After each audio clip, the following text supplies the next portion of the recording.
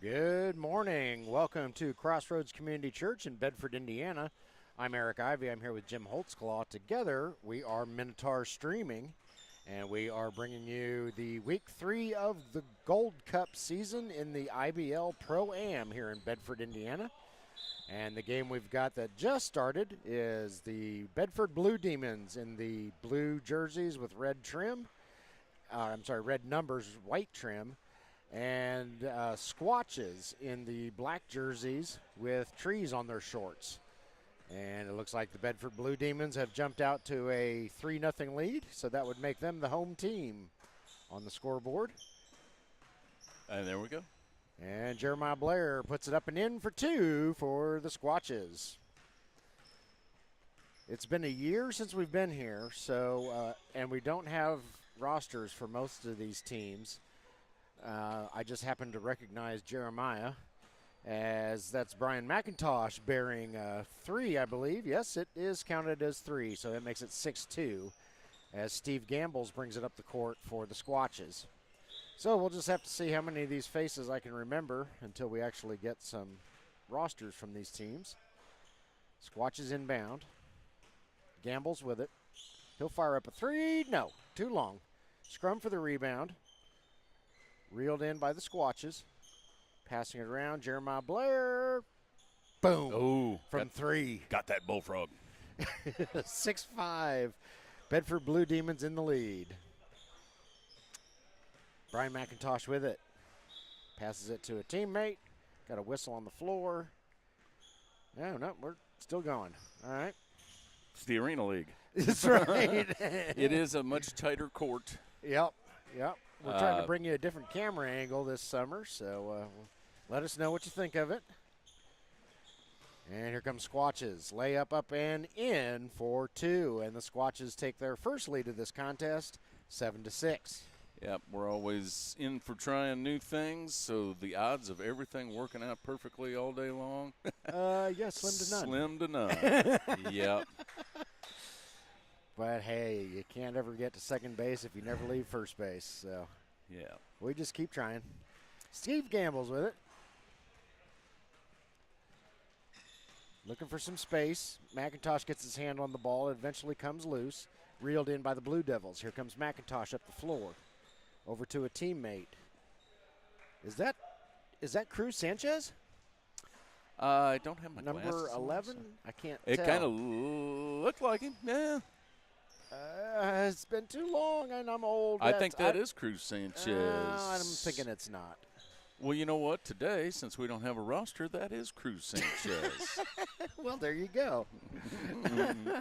Brian McIntosh bringing it up the floor, guarded by Jeremiah Blair. Yeah, and the camera angles, just because this court is so tight, we've got to shoot from one end to the other.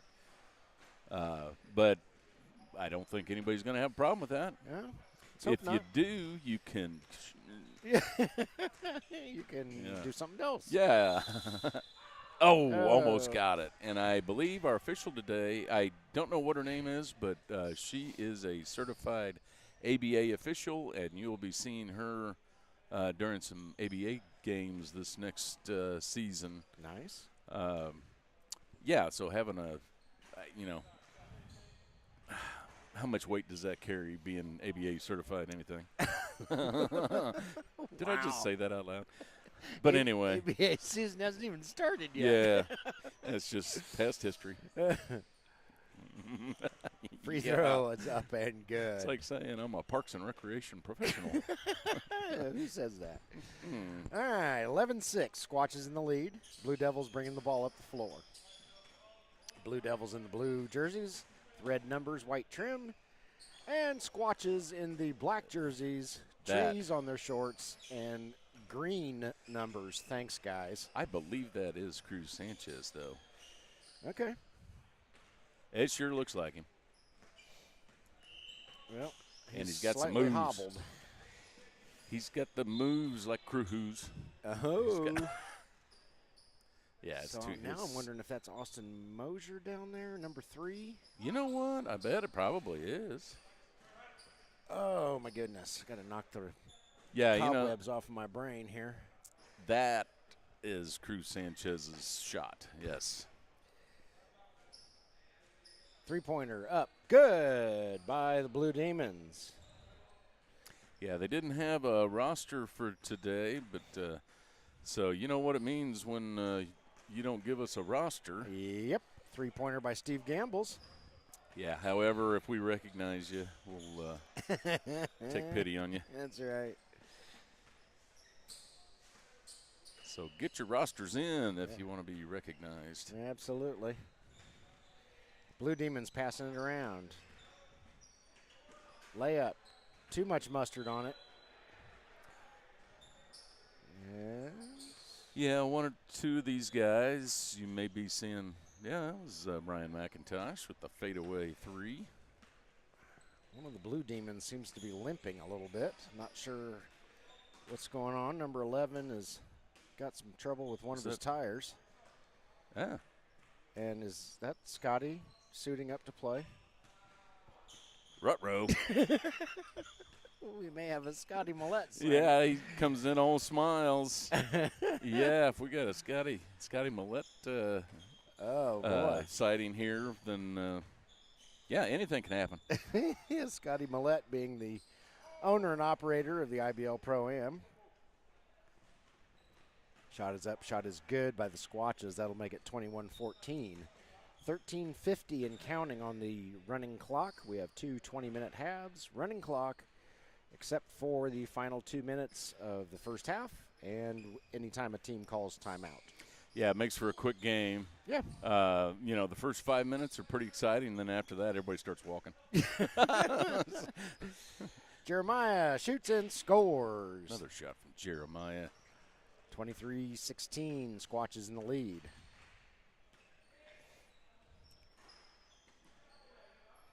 Three-pointer by the Blue Demons, up and good. That was not Brian McIntosh. No.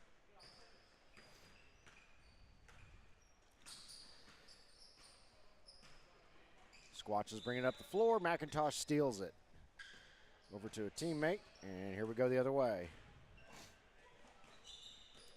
Top of the key. Looking around for help, finds it. See some cuts to the basket, guys. There you go. You know, it's 10 o'clock in the morning. Should be able to get some backdoor passes pretty cleanly in a game like this. Ball is stolen again by the Blue Demons. Jeremiah Blair on One-on-one. defense. Reverse Oh. layup won't go. Jeremiah gets the better of him. That is Chayton Howard. I recognize him. Okay. Chayton's shot won't go. We called him Howard 5 for about half the season last year until we finally learned his name. And he's got a 5 on his back there. Yeah. Three-pointer up and good by number 23 for the Blue Demons. So this one's staying close, 23-22. Yeah, Squatches in the lead. Was that Austin Mosier with the assist there? I don't know. Steve Gambles can't get his three-pointer to go. I see Caden Huttenlocker, number 10, for the Squatches. I think that's him. Yeah, Scotty Millette's got his uniform on. He's just kind of walking around like he's part of the team. I think it's more for show than anything. But all right, we got a timeout on the floor, so let's throw those rosters up, Jim. Okay. All right, let's see who we got here. For the Bedford Blue Demons, we've got Blue Satan, Blue Lucifer, Blue Mephistopheles, Blue Beelzebub, and Blue Prince of Darkness. Playing for the Bedford Blue Demons. Otherwise known as Ozzy. And for the Squatches, of course, Sasquatch, Bigfoot, Skookum, Tree Man, and Wild Man. Okay, so, no skunk ape? No. He must be hurt today. Yeah, I think he is. So. Yeti. I mean, nobody. Well, Yeti is like an abominable snowman. And he plays in the winter season. Yeah. Yeah. So, kind of see what's going to happen here if you don't get your rosters to us. So we'll let you guys. We could attach numbers to the names. At least your name's not John Smith. You got something. That's true. All right. So we got Lucifer bringing the ball up the court. Yep, over to Mephistopheles. Three-pointer up, no good by Mephistopheles McIntosh. Here comes Skookum. Tree Man over. Yeah. All right, Wild Man. Three-pointer is up Great and shot good. from the Wild Man. 26-22. Right. Squatches in the lead. Oh, boy. Yeah, I think so. When Scotty gets here, he could be. Let me see. Would he be Beelzebub? Well, yeah. Prince of Darkness. There maybe. you go. Oh, nice pass there by Gamble. Shot is up, no good. Whistle on the floor, and that will be a foul.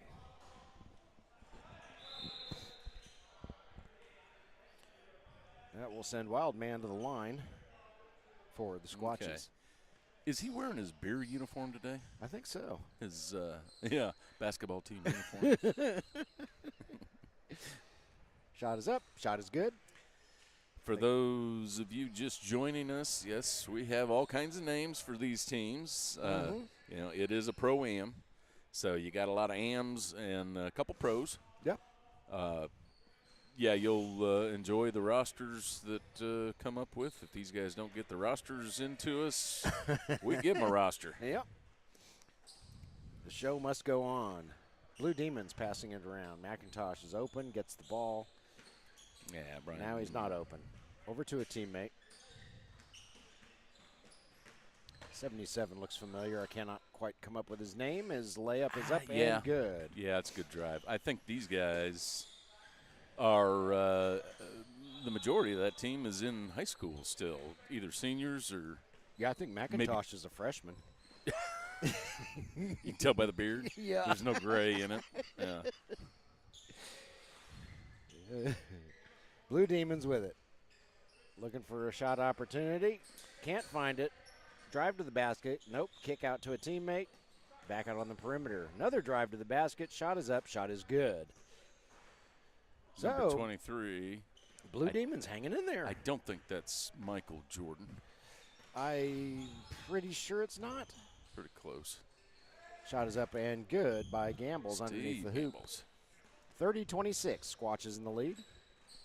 Yeah, I believe these guys have changed up their rosters this year, have they not? Because I don't think Steve Gambles and Jeremiah were on, or are they on the same team? Yeah, they're on the same team this year.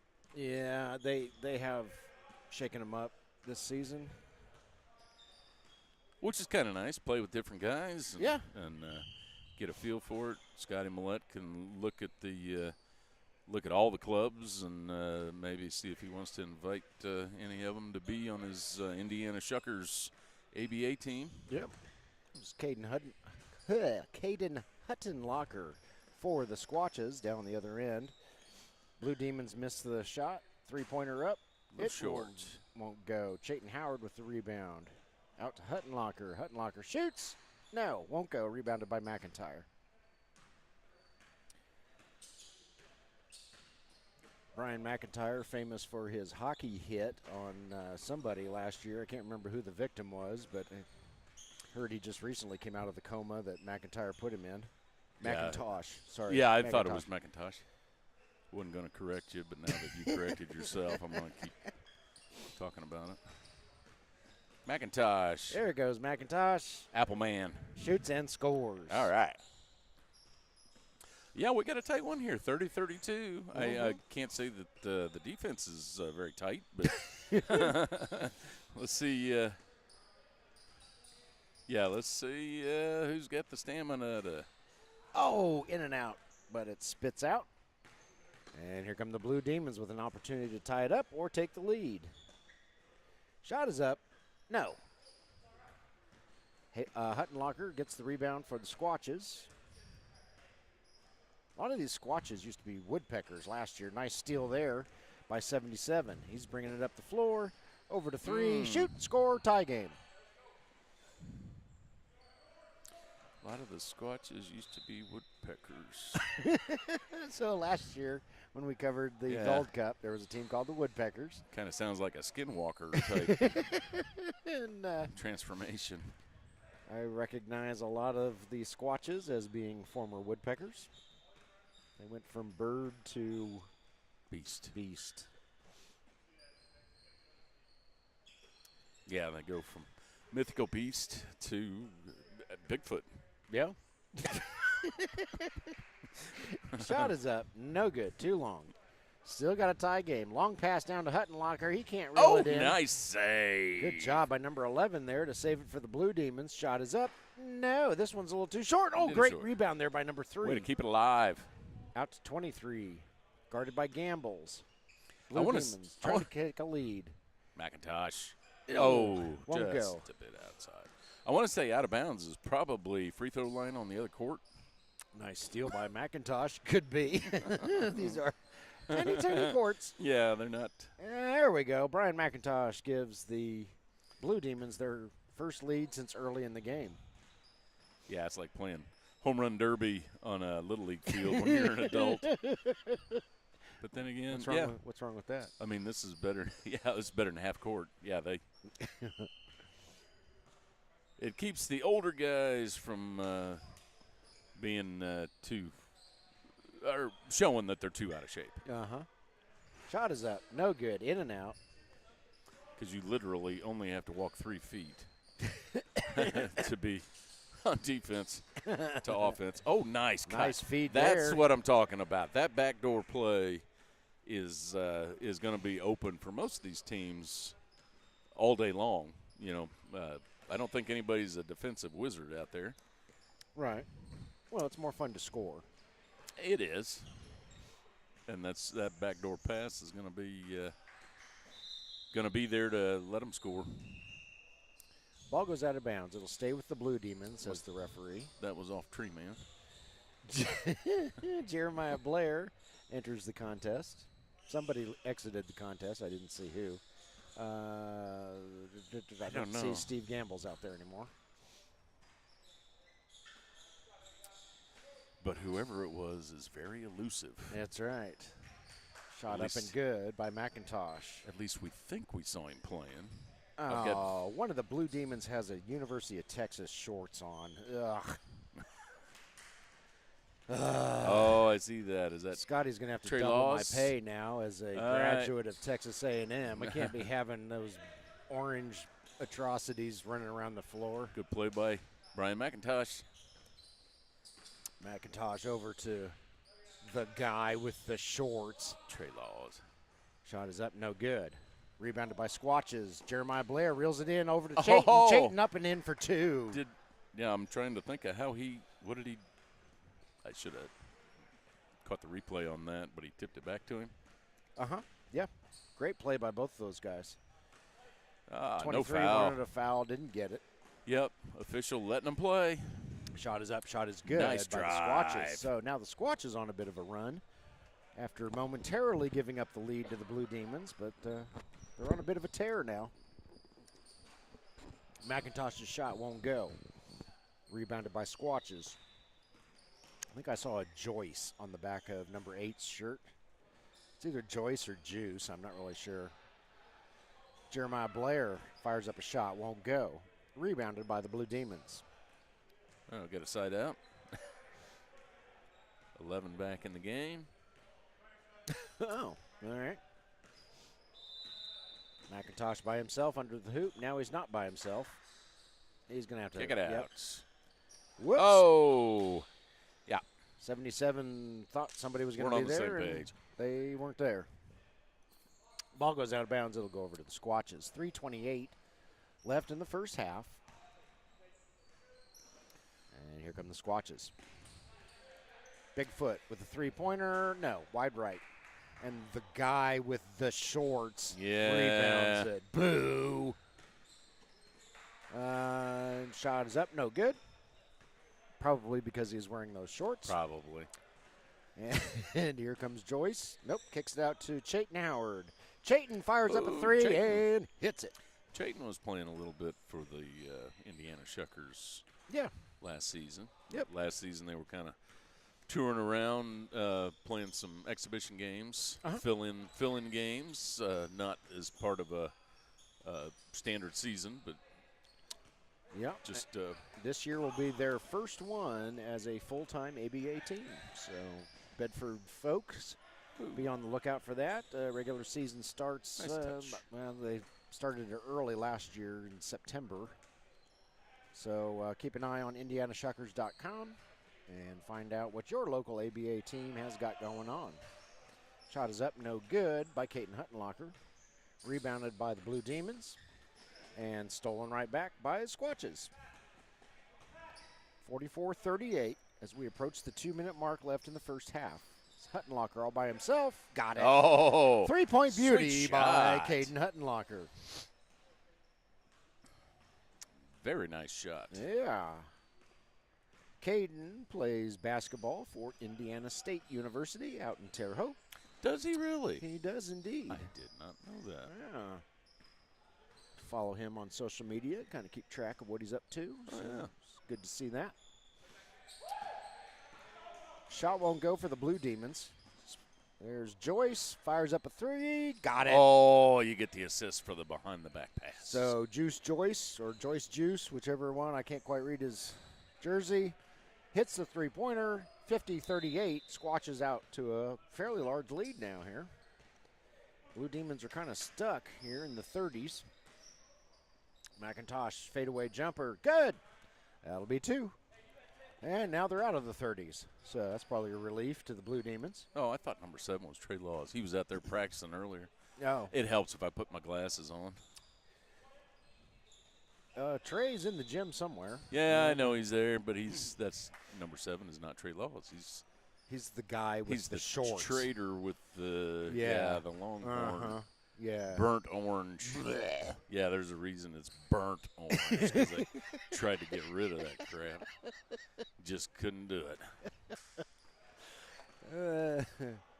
All right, 36 seconds left on the clock in this half. 50-40, Squatches in the lead. Caden Huttenlocker is going to slow it down, playing for the last possession. There is no shot clock in the IBL ProAm. So if Caden wants to, he can sit out there, have a picnic, and dribble the clock away. You just go until you can't go no more. The guy with the shorts is trying to give Caden a hard time. He's down to 12 seconds. Caden fires up a three. No. No. A little bit long. All that for Rebounded that. by the Blue Demons. He's Still got 5 seconds. He's going to have to hurry underneath. And the guy with the shorts makes an okay shot, I guess. Pulls him to within 8. For having those hideous shorts. And so we go to halftime. Squatches 50. Bedford Blue Demons 42. And we'll be back.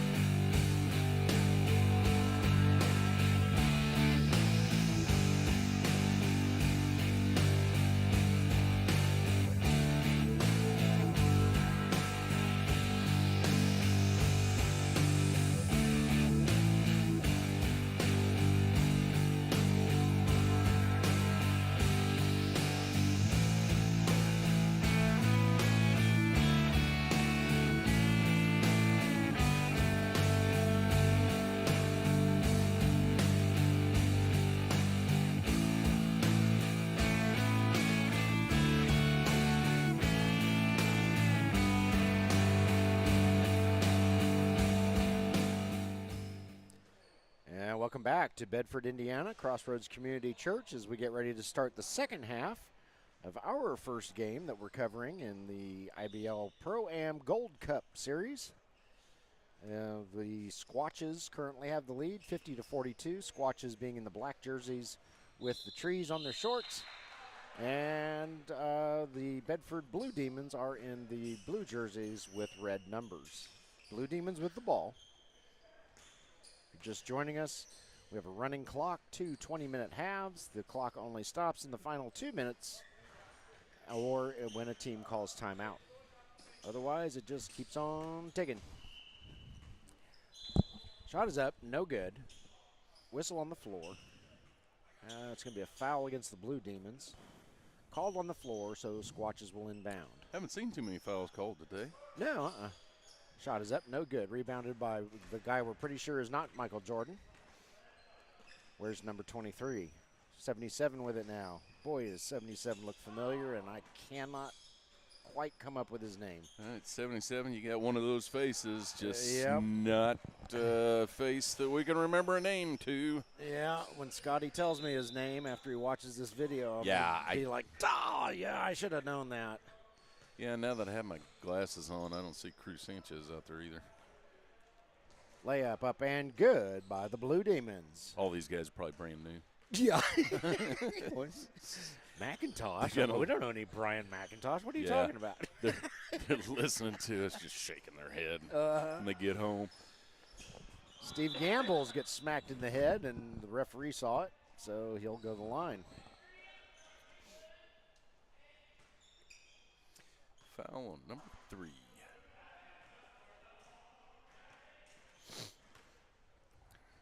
Steve's first shot up. Good. Yeah, if I remember right from last year, this whole league shoots free throws very well. Mm-hmm. And he gets the second one. I was going to wait and see if Jim jinxed him or not. Oh, no. Steve says, I'm not jinxable. Blue Demons with it. Top of the key. Three-pointer. Good. Nice. Nice stroke. That'll bring the Blue Demons within 5, 52-47 early in the second half. Chayton Howard with it.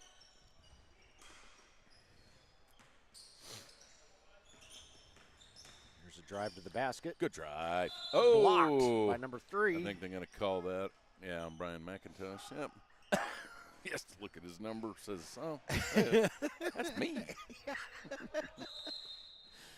Which jersey am I wearing today? Yeah.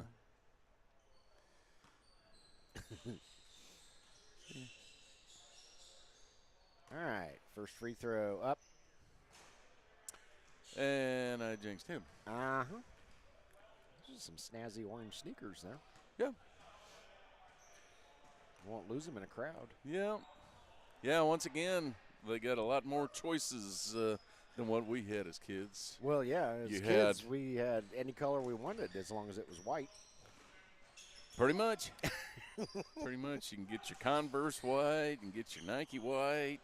Mm-hmm. I think Reebok even came into existence. They had some white shoes. Yeah.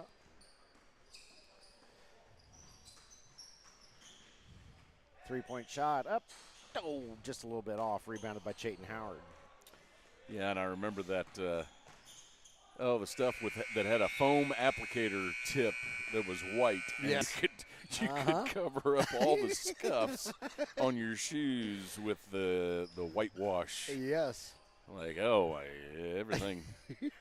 I forgot about that. Things have, come a long way since then. Uh-huh. Gambles puts up a nice three-pointer. Steve. Nothing but net for Steve Gambles. 56-49, Squatches in the lead. Brian McIntosh bringing it up the floor. Over to the kid who I just cannot, his name is right on the tip of my tongue. At any rate, Blue Demons score. Gambles again. Oh. In and out. That's going to be out on Chayton Howard. And ball goes over to the Blue Demons. Thought Steve was going to get another beauty right there. Yeah, that was a rattler. And the Blue Demons McIntosh, a little bit short. Rebounded by Jeremiah Blair. Now that I put my glasses on, some of these guys look familiar, but they're not who I thought they were. It's like going up and having a conversation with somebody for 20 minutes and realizing, you weren't. That's not Hakeem Olajuwon. Yeah. You weren't the one that I thought I was talking to. Shot is up. No. Rebounded by Caden Huttenlocker. Caden down to Chayton. Chayton fires up a three. Got it. Nice shot by Chayton Howard. Ryan McIntosh bringing it up the floor. Just under 16 minutes left in this contest. It's a close one, 61-51. Demons briefly took the lead in the first half and then kind of hit a rut. Squatches started to pull away, but the Demons fought right back. Oh, number 11. Nice what a shot. move. Nicely done. Yeah, that was a quick little up and under. Good drive. Here come the Squatches. Ball is knocked free, reeled in by the Blue Demons. Yeah, all these guys are playing man-to-man, and I think most of them will play man-to-man. Huttenlocker feeds a teammate, and the alley goes, oops. Yeah. But Caden Huttenlocker is there to get the rebound and clean it up. Yep, that's what you call an alley whoops. McIntosh gets it around J Money. J Money. Shot is up. Oh. No, won't go. Rebounded by Howard.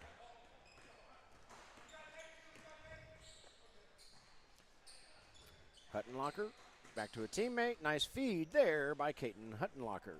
Nice basket by Rowley the Valley. We are taking a short time out here. All right, we're going to get a sip of water and we'll be back.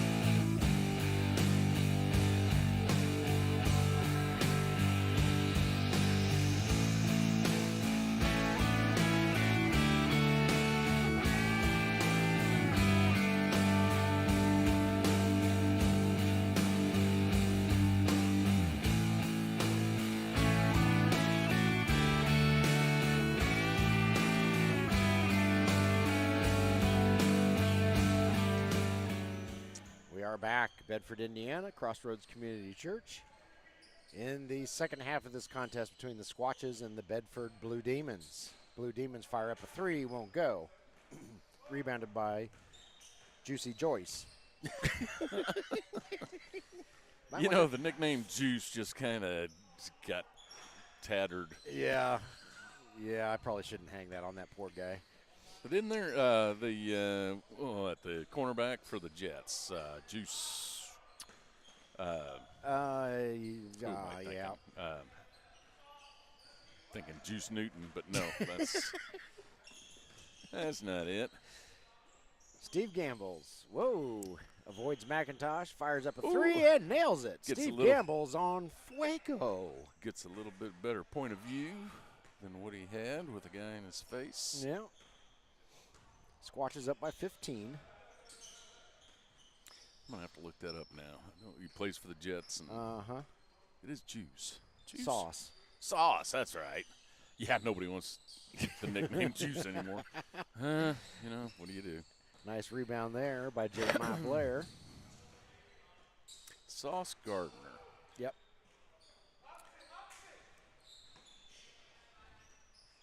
Caden Huttenlocker looking at his options.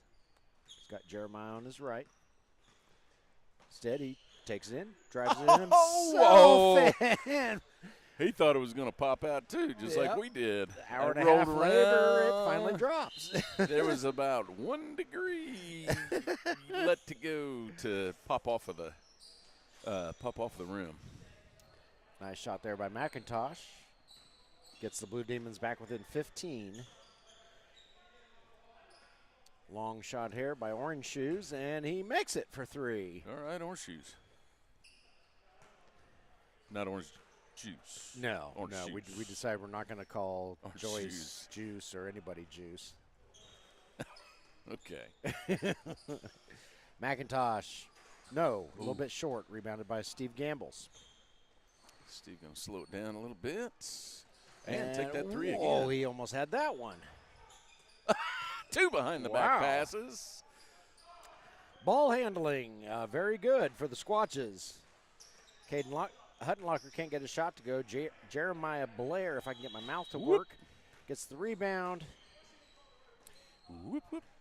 And yeah, that was kind of pretty. here we come the other way. Shot is up. Shot is good by the guy Jim is pretty sure is not Michael Jordan, but he wears number 23. Yeah. Yeah, it's kind of funny how, through the ages, guys when they're younger wear numbers of their favorite players, like 23. You've got a few 23s out here. But, 32s and 33. I know 33 was a big one back in the day. Yep. Don't see a whole lot of 33s that much anymore. No, Yeah, 32, 33. I'm trying to think of any other number that was a big one. Tied up. Whistle on the floor. Oh. And Chayton's going to get dinged for the infraction. Chayton has what you'd call a sheepish grin on his face, thinking,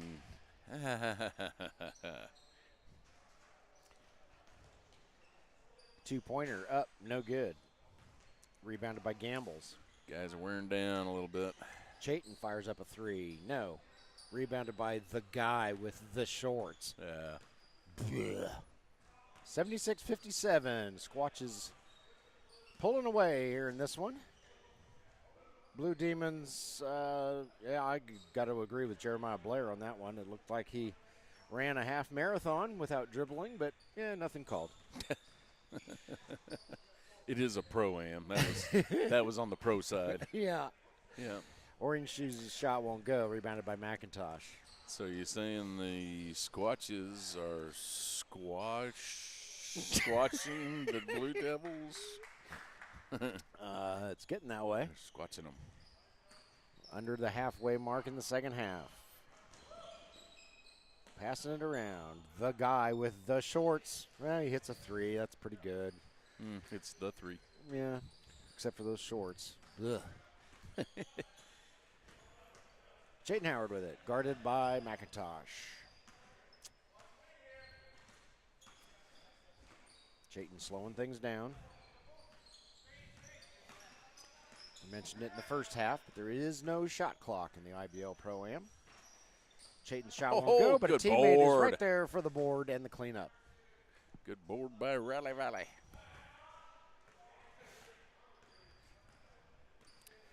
Yeah, the guy with the shorts is probably a really nice guy. He's just got the shorts, so. Misguided? Yeah. Brainwashed, I think. is the Brainwashed. Word for it. Nice three-pointer there by the Blue Demons. Yeah. There's no brainwashing that goes on at A&M. oh no. Yeah. His faculties are slightly askewed. Yes. Steve Gambles. Oh, nice drive, Steve. There you go. Puts a hand in McIntosh's mouth. McIntosh says, "What? Why didn't I get a foul on that one?" Shows a little flash of spectacularness. McIntosh says, "Wait till you're next to the boards next time, Gambles." Ooh, off of not Jordan's knee. Comes Joyce over. Nope. Stolen by the Blue Demons. Nice pick there by number 11. Oh, yeah, there you go. Oh, good feed. Lays it up and in for two for the Blue Demons. Nice give and go.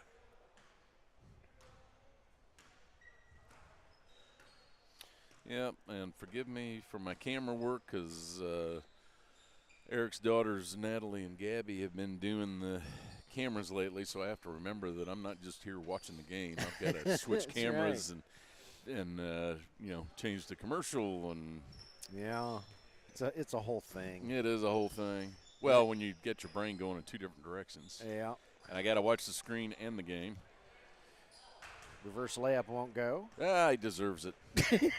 Because of the shorts. Yeah. Shot is up, shot is good for Joyce with the Squatches. Yeah, my girls went and got themselves real jobs instead of working for us. So. Well, it's a summer job. Yeah. I wouldn't call it a real job. But it pays. It pays more than we do. It pays for, yeah, that's true. That's true. Blue Demons with it. That's going to drive me bonkers until I figure out 77's name. It's just. Well, just yell out there, 77, what's your name? And then he'll say, That's right. It'll be like, Jones. What do you know? More and more people just rattle off their name like you should know what they're saying. And I'm like, who? It's a Czechoslovakian name. Yeah. There's 3 X's in it.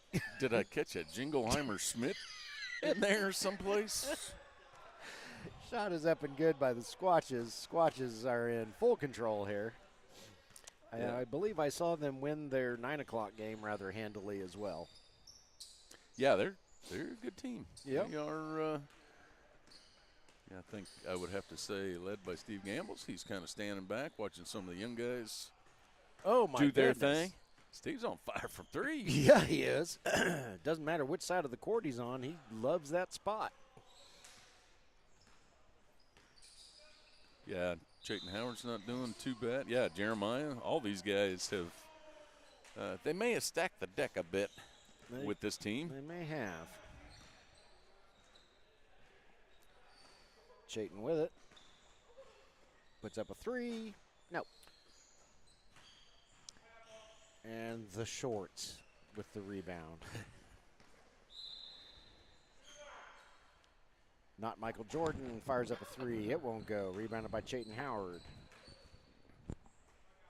Down to Joyce. Down to Orange Shoes guy.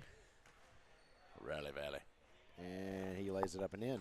91-67 as we approach the 5-minute mark. Left in this one. Running clock. Yeah, some guys are thinking, yeah, let's get this thing over with. Yeah. I don't know if we'll see a concession. Oh! Orange Shoes guy with the slam dunk. Yeah, buddy. I caught that one. Well, good. McIntosh can't get his 3 to go. There's a big struggle for the rebound. Somehow the Squatches come away with it. Chayton fires one up from 3 counties over. I'm not sure. Yeah.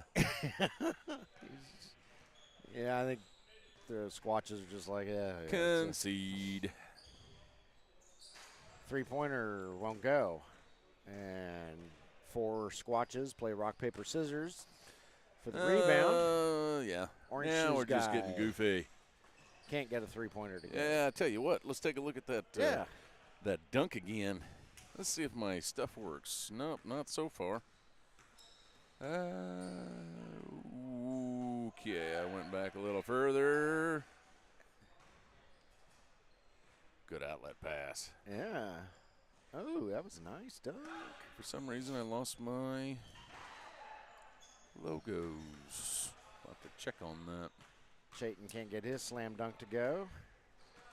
And as the defense suffocates the Squatches. Yeah, I think we're pretty well done here. All right. Time for some coffee. I think we have a concession here. Yeah, we do. Or way too many guys on the floor. All right, your final score, Squatches 95, Bedford Blue Demons 70. And we'll take a break and be back.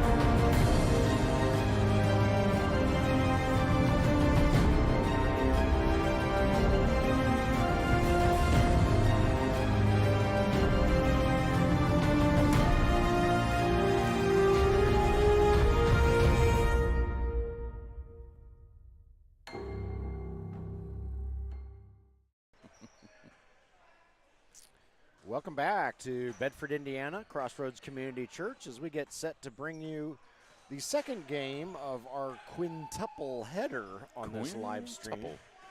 Yeah, we're going to do 5 games today in the IBL ProAm Gold Cup. The next one up is 812 Hoopers up against the B-Town Ballers from, presumably, Bloomington. I'm Eric Ivey. I'm here with Jim Holtzclaw. Together, we are Minotaur Streaming. And Jim, let's, while we got a minute, let's throw the rosters up there. Okay, let me make sure. Oop, I do have to. Let's go with the B-Town Ballers. All right, B-Town Ballers did not get their roster into me, so they are now forever known as Jared Jeffries, Kevin Pritchard, Dan Sparks, Antoine Davis, and Sean May. All professional basketball players who are from Bloomington. Okay. I was questioning there. Yeah, Sean May hadn't heard from him since the 2005 North Carolina championship team. All righty. This is what happens when I'm left to make up rosters. And here is a roster. There's our first real roster. All right. We've got Jay. Now, are you sure Jay is not just the initial? No. You spelled it when wrong. Tanner Bex gave me it, he gave it to He me in wrote it writing. out? Okay. Yep, and it is Jay. Now, Jay is not Just wearing Jay. number 3 today. Tanner emailed us while we were on the air in our first game and said, Jay, just Jay. No idea if he's related to Nate, just Nate. Yeah. But he's wearing number 28 today, not number 3. And then we've got Deshaun Roper wearing 5, Adam Figg in 13, Darren, just Darren, wearing number 15. Lamarck Wash, number 17. Dion Smoove, 22. Austin Russell, 25. John Stinson, 28. Kyle Mortimer is wearing 33. Tanner T-Bex Bex is 47. Trey Laws is 55, and 96 is Wesley Pinnock. There's Trey Laws. Sorry about that, Trey. I thought you were in the last game. Then I put my glasses on. I was like, that's not Trey Laws. Yeah, this isn't Bedford. Where are we? Yeah. Holy cow. Albuquerque. Where did I take a left turn? So we're going to show you this game, and then we're going to take a break for an hour, and we'll be back for a 1 o'clock game. And just to let you know, so you'll have time between noon and 1 to wash your car, make a sandwich. Yeah. Take a nap. Yeah. Hop in the pool for a minute.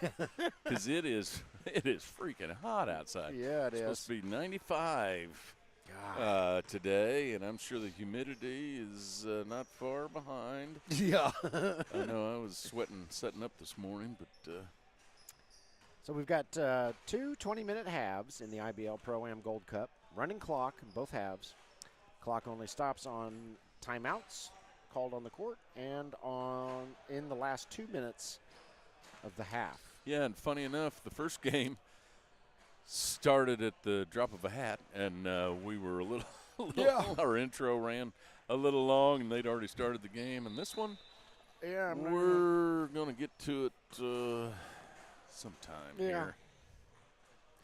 So it appears the B-Town Ballers are going to be wearing black. Seems to be a common color among the uniforms this season. While the 812 Hoopers have on the gray uniforms with blue trim. Yeah, we don't have the bright pink that the BBB had last year. And but I do like that the guys are wearing uniforms. Yeah. I don't know if that's a requirement. No. Unless the B-Town Ballers haven't put them on, they don't appear to have uniforms. And, of course, they're dressed in black, but you got their logo red and yellow. Yeah. Yeah, because, we make up most of these, all of the logos. I was going to say, nobody gives you a logo and you just AI it. And right. So, B-Town Ballers, I made it the official Crimson and Cream of IU in Bloomington. And I put the woodpecker symbol on it because I was told that it was the B-Town Ballers were a lot of former woodpeckers, but I think we just saw almost all the former woodpeckers in the last game. So I think Scotty fooled me. That's what we'll do. We'll blame it on That Scotty. could be. It does look like everybody's here, though. We got 2 full squads, and All right. guys are still warming up. I think we're just waiting for an official. Whether that official is certified or not is. Yeah, I'm not sure if we're going to get the same lady we got last game. No, she's good. I like the way she let him play. Yeah. You know, we didn't have a. You really don't like it when the game turns out to be just about the official. Right. Yeah. Which is pretty much what ABA games turn out to be. Yeah. It's like the the 8-year-old kid in class. It's always raising his hand, waving. Somebody see me. Yeah. Just let him play. You know, unless you get blood dripping all over the court, it's not a foul. It looks like Scotty Millett is going to be our referee. Okay. So he's terrible. Just the worst. Yeah, Scotty's he took off. He did have a Blue Demons jersey on for briefly at that first game, and then I think he saw they were going down. They were going down by 10, and he'd, well, I'm going to sneak over here. Yep, I'm going to put on a Squatches jersey now. Yeah. Yep. So, yeah, the game over on the other court is still going on. Looks like they're pretty close. It's a 70-76 game. Oh, wow. Yeah, they're pretty tight. I'm sure we'll see, just like last year, you'll see some tight games and you'll see some that are just blowouts. But, yeah, our first game started out being a little bit tighter game. Yeah, and then the Squatches just kind of pulled away there in the second half. Squatched them. Yeah, squatched them good. Yep, so we'll, have a full day. This is our second game on the schedule. And I know, all right, do you recognize, I recognize the fella down here with the kind of a pinkish orange. Yeah, it's going to be another one that's going to just drive me nuts until I know his name. Oh, yes. It's right on the tip of my tongue. Yeah, I can't recall what his name is. We've definitely seen him before, and he's a very good basketball player, as I recall. Yes, he is. All right, we're going to get this show on the road. All right, Scotty with the tip. Throw it up. And here we go. Hooper's with it. Trey Laws specifically. All right, I'm 0 for 1 on scoreboard logo, so let's see how this plays out. Trey looking for some help. Trey forgot his jersey today, according to T-Bex. Fortunately, I visually recognize Trey. Oh, kick it back out. Shot it over up, to you. good. Let's try it again. There you go. Shot is up. No. Over 3. Can't get it to go. Come on, fellers. Trey's got it, though. Here Get comes that. Pinnock. I was going to oh. So, the still no. rim is bent down there, apparently. I think so. It's got the force field over the top of it. That's right. All right, we'll see how the B-Town Ballers do. They don't do any better. All right. Well, at least I've still got my scoreboard correct for now. Trey Laws over to Wash. Nope. Wash's shot won't go. Nope, he didn't call bank. Son of a beach ball. I almost had his name. We had, I think we probably have in the files someplace the Probably. Rosters from last year. Probably. We're still scoreless. Minute and a half into this one. Yep. Wash is going to put up a three-pointer. No. Come on, guys. Too much mustard. If you guys score, my scoreboard is correct. And guarantee you. Yeah, 812 is going to score. Got to be. Nope. It'll be Ballers. Well, I mean Ballers, yeah. Oh, okay. You had Ballers. Oh, okay. Yeah, I am right. All right. Yeah. Well, Okay. there you go. No B-Town change. Ballers. Draw No- first blood. No changing of the scoreboards. Trey There you Laws go, with the hoop. Trey. Can't get it to go. Rebounded by the Ballers. All right, I am 1-1 on the day.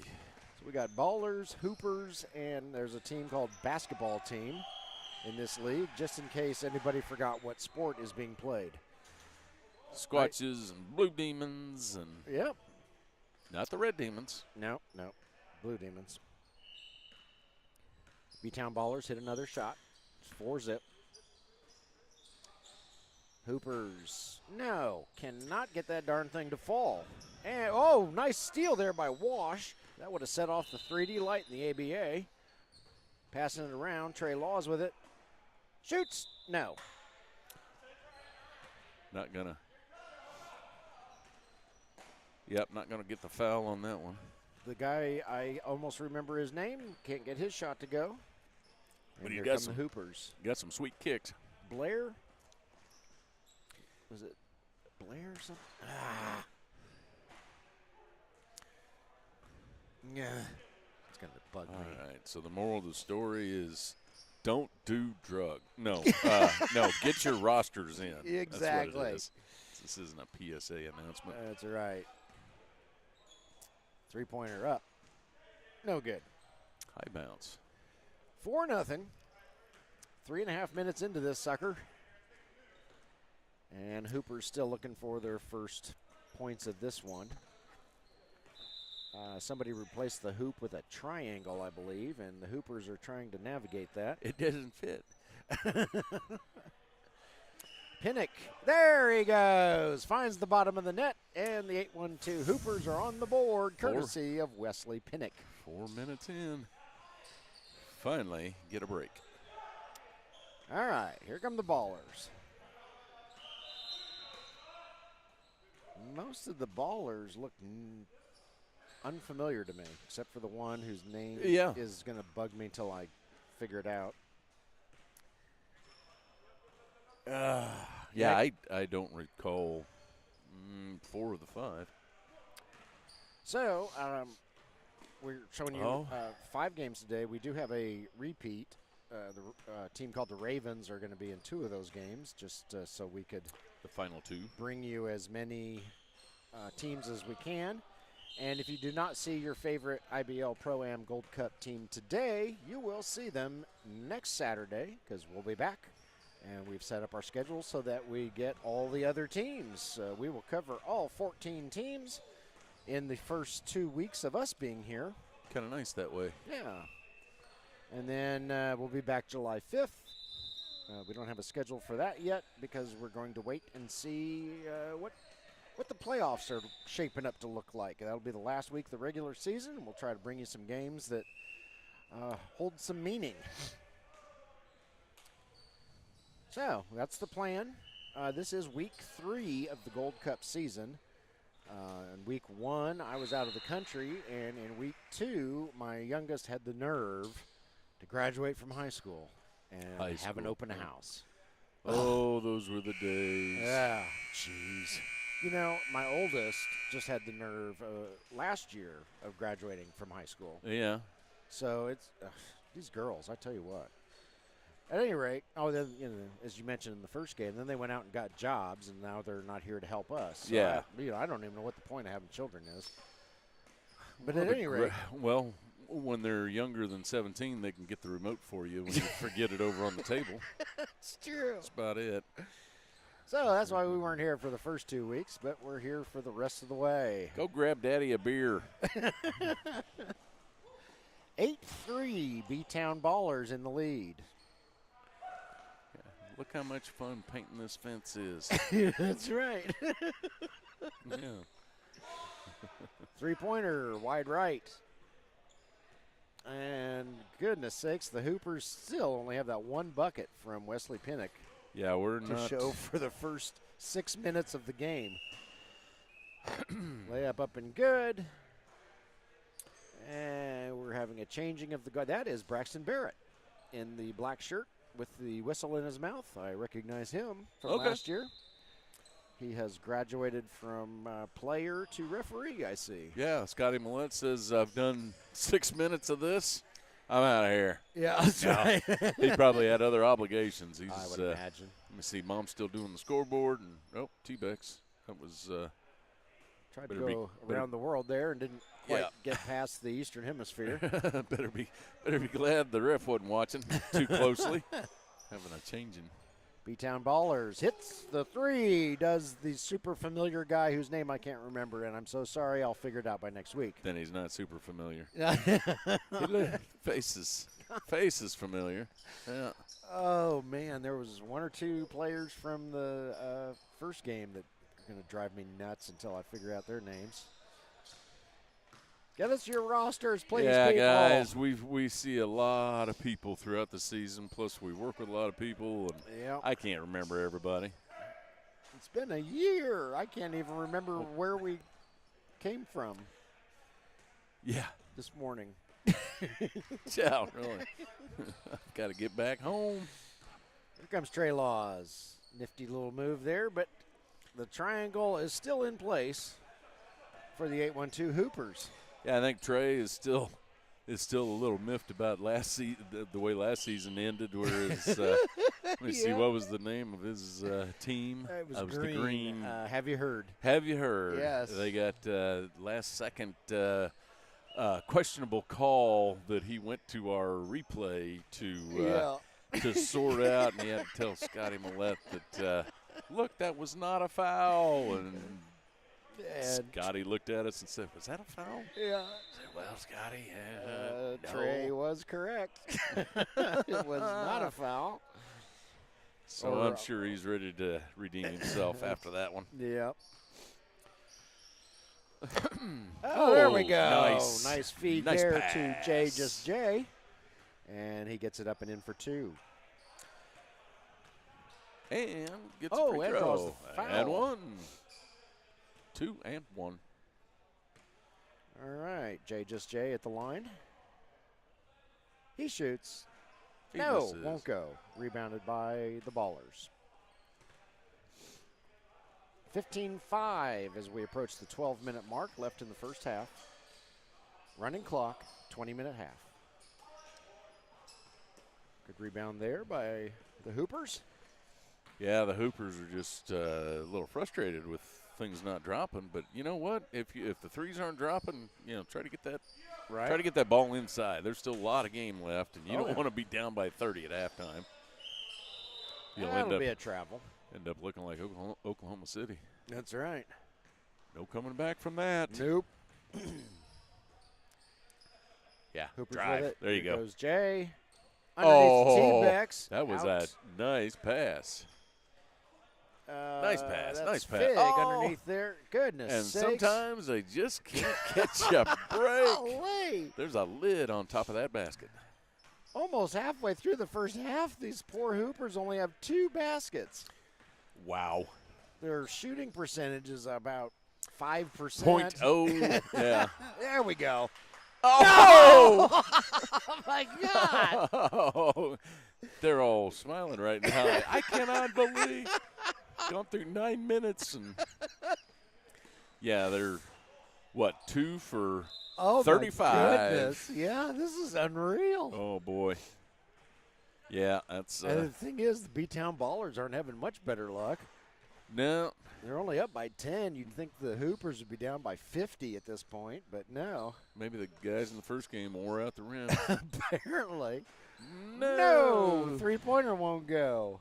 The shooting percentage dips under 4%. They're all, yeah. I think it's so quiet down there they're listening to us. All right, here we go. Trey Laws with it. Trey has got to score here at some point.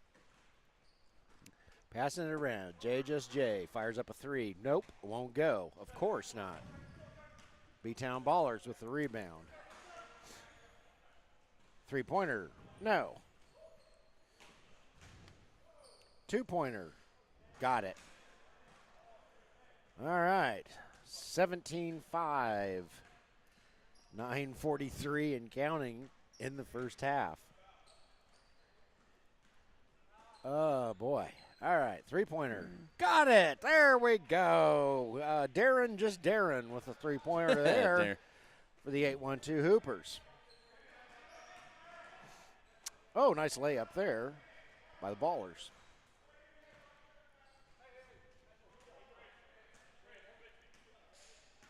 (8-1-2) Hoopers bringing it up the floor. Passing it around. It's Wesley Pinnock underneath. Shoots, scores, draws the foul. Nicely done by Wesley. So now the points are just raining in for the 8-1-2 Hoopers here. 2 consecutive possessions with points. Pinnock shot up. Oh, well, of course it doesn't go in. 0 for 2 on the free throws. 19-10. Hoopers still in range, amazingly, despite their shooting problems. Here comes Fig after the steal. Lays it up and in for 2. Got his pocket picked. And it's 19-12, Ballers over the Hoopers. Nice play there by Adam Fig. Three-pointer, top of the key. No, won't go. Rebounded by Darren, just Darren. Throws it over to Wesley Pinnock. Here comes Wesley. Shoots. No.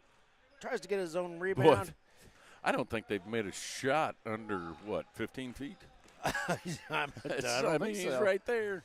It was an off-balance attempted layup. It was right there. Jay with it. He's in trouble. Little late. Hey, There gets you it go. to go. All right. He was surrounded, I think, by all 5 B-Town Ballers and still got it to go in, did Jay.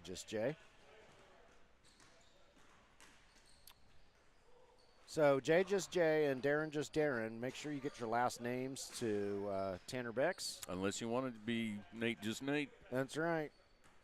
Of course, we did learn Nate's name after the season last year. Well, yeah, but by then He was was like, oh, I don't even remember what his last name is. It's just Nate. His code name was Nate O. That's right. Here come the B-Town Ballers. Okay, that probably wasn't the best shot to take, but Oh, nice pass. 8-1-2 Hoopers make them pay down on the other end. They're coming back with a vengeance There now. we go, 21-19. Yeah, just had to Took them an extremely long time to get started. just had to get the morning cobwebs out. That's right. But now that they've started, they're in good shape here. Shot is up. Shot is good. Nice Whistle on the floor. move. Nice move. Yeah, I think the Big Town Ballers might have gotten a little complacent, thinking, boy, these guys can't score at all. Yeah. And suddenly, here they are within 4. Well, within 5. As the Ballers extend their lead 24-19 over the 8-1-2 Hoopers. Still got a lot of game left, though. There's that 33. Oh, there you go. I Yeah, haven't just seen a talking whole about lot of 33s. There's also a 96. You really don't see that one in basketball too much. Darren with the tray. And it's 24-22. Hoopers within a deuce.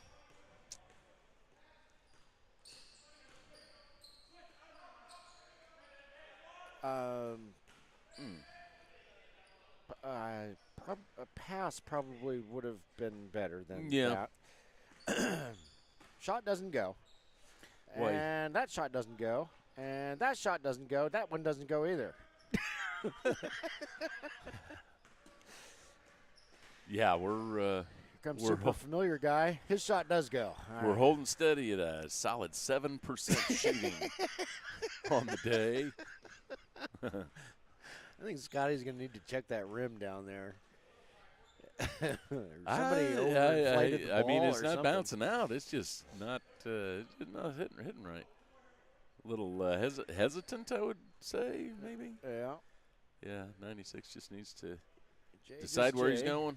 Make a move. There you go. Trying to get around There super you familiar go. guy. Jay lays it up and in. Just like that. Yeah, I'm going to take a spin through last year's rosters at halftime, Jim. I got to figure out who the super familiar guy is because it is driving me Super up a wall. familiar guy is not too bad a moniker. Yeah. Wesley Pinnock, top of the key. Nope. Trey Laws battling super familiar guy. Yeah. Yeah, guys, I would hold off on the three-pointers for a little while and just get some twos, do some driving. You're doing good on that. Oh, they're gonna give it to the Hoopers. All right. Huh. Okay. Braxton Barrett had a much better line of sight than I did, and he's got much younger eyes. So I will trust he made the right call. And if he didn't, really doesn't matter. Yeah, that's right. Yeah, because it worked out in Trey's favor, so Trey is not going to go back to the replay and say, look, Braxton. No, he knows how to use the replay. Super familiar guy with it. Oh, nice spin move there. Puts up a shot, won't go. Rebounded by Mortimer. Mortimer's looking for help as he brings it up the floor, sees none of his teammates. Then finds Trey. Trey can't find the ball, but it's saved by a teammate. Mortimer fires up a three. Got it. Oh. There we go. Boy, that was a dead rim. Yeah, it was. I think just kind of plunk. 28-27. Hey, looky there. We have a contest now. Now we got a game. And good Wesley D. Pinnock with a nice steal. He's going to try to give the Hoopers their first lead. Oh, the shot doesn't go. How many of those shots have just kind of sat on the rim and fallen out for these guys? I think they're He did get fouled, but as Jim said, they're not doing any better from the free throw line than anywhere else on the court. All right, Wesley, you got this. Here you go, buddy. First shot up. Unbelievable. Yep. Is that 0 for 3 from the free throw line for him? And he ties it up. Yep. 28-28. Take a breath. Yeah, I think our final score in this one's going to be about 35-35. Shot is up. No good. Rebounded by J. Here comes J. Shoots. Scores. And there you have it. 8-1-2 Hoopers finally take a lead. No overcoming that. Yep. And a seemingly insurmountable 2-point lead the Hoopers have. And so we will take a break and be back.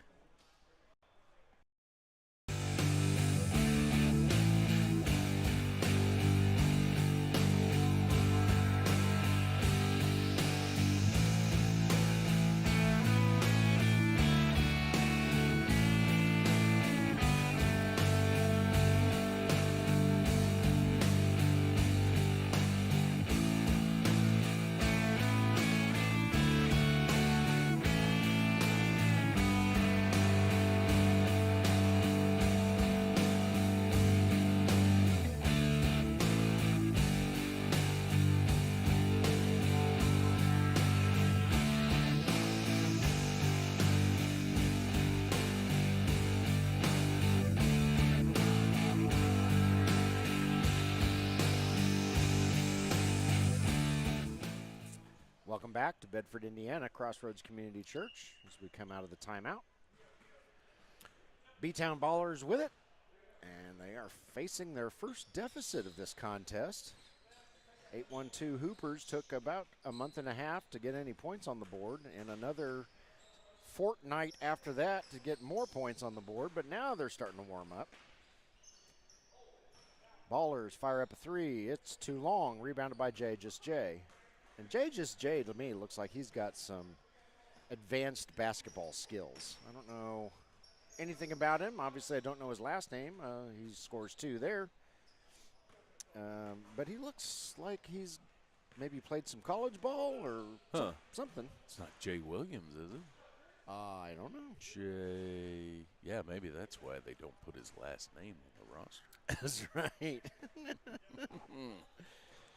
All right, Trey Laws bringing it up the floor after the Ballers finally get a bucket to go. And Trey gets his first points of the contest. That's unusual for it to take so long for Trey to get on the board, but he's on it. Eric was trying to do some furious research during the break to figure out what that gentleman's name was. You guys were 10 feet above you, and you don't realize how much agony we're in when we don't know your name. It's on the tip of our tongue.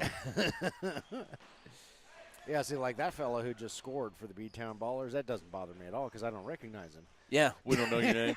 Never knew your name. Yeah. Yep, it's when you're familiar and it's just right there. Yeah.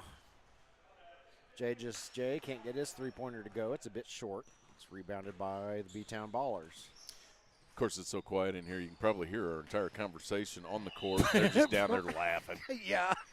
Those dumbasses. Yeah, nobody tell them what your name is, man.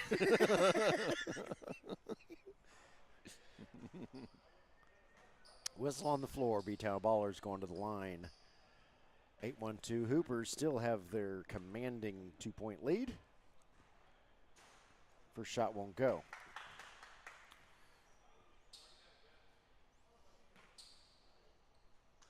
I don't think we have seen a free throw in this contest, have we? There we go. Not from B-Town, but we've had 3 of them from the Hoopers. Well, they haven't made any of them. Just the one. Oh, okay. Yeah. That's right. Oh, that's right. Wesley got a second one. Yeah. Okay. You were telling him he's got it, buddy, and he missed. Yeah. Speaking of Wesley, he draws the foul underneath the hoop, trying to get another bucket in there. So he will return to the free throw line that has not been his friend this morning. Yep, and all your positive reinforcement doesn't mean a thing. No. There you go. Oh, well, see, I shut up and he I makes think it. he's, what, 2 for 4 now from the that. stripe? We're getting better. I think we're probably up to a solid 9% shooting. And he got them both there. It's not easy to come back from the hole that was the 2 for 80-something in the first 10 minutes. But they're doing it. Yep. That was unreal. Trey Laws gets the steal. Here he comes the other way. He needs some help. They couldn't catch a break to save their lives. Wesley Penn. There you go. Now you're getting all kinds of foul. and ones. Okay. Just had to wake up a little bit. Yeah. Still Saturday morning. So Wesley Pinnock going back to the line. Shoot 2. Yeah, this is his 5th or 6th free throw already. Got there he goes. Yeah, that rim appears to be a little dead. There's not a whole lot of bounce on it, which should be helpful. Right. You get it anywhere near it, and it's just going to kind of sit there. Wesley is good on both of his free throw attempts. And so now the Hoopers are up by 5. Ballers with a 3-point shot. Doesn't go. Ball goes out of bounds. Last touch by J. And so the B-Town Ballers will get it right back. Yeah, that was a good save by the baller down in the corner. Completely unfamiliar guy puts up a 3-pointer. It won't go. Rebounded by J. Oh, stolen. Good defense. After J. lost control of it by totally unfamiliar guy. Nice drive. And totally unfamiliar guy lays it up and in for 2. Familiar drive by an unfamiliar guy. That's right. Yeah, that's a way to stay in it. Just put some points on the board. They don't all have to be 3s. Oh, wanted a foul, lost the ball, and it goes over to the Ballers. Under a minute left in this first half. I think we were reminded in that first game, halftime is 3 minutes. So okay. Don't stray too far away from your TV set. And totally unfamiliar guy with another layup. Another nice drive. And so, look out, B-Town Ballers within 1. He's driving. Trey Laws bringing it up the floor. 20 seconds and counting. J takes a peek. He's going to hold it for the last shot. Says this game's too close. I'm not going to mess around and later learn the consequences. We are going to take this lead into halftime. Yes. J from just beyond the free throw line won't go. Jay. Wesley Pinnock. Long shot there by the Ballers is about 35.5 feet short. And so we go to halftime with the 8-1-2 Hoopers leading the B-Town Ballers 38-37. And Jim and I will be back in approximately 3 minutes.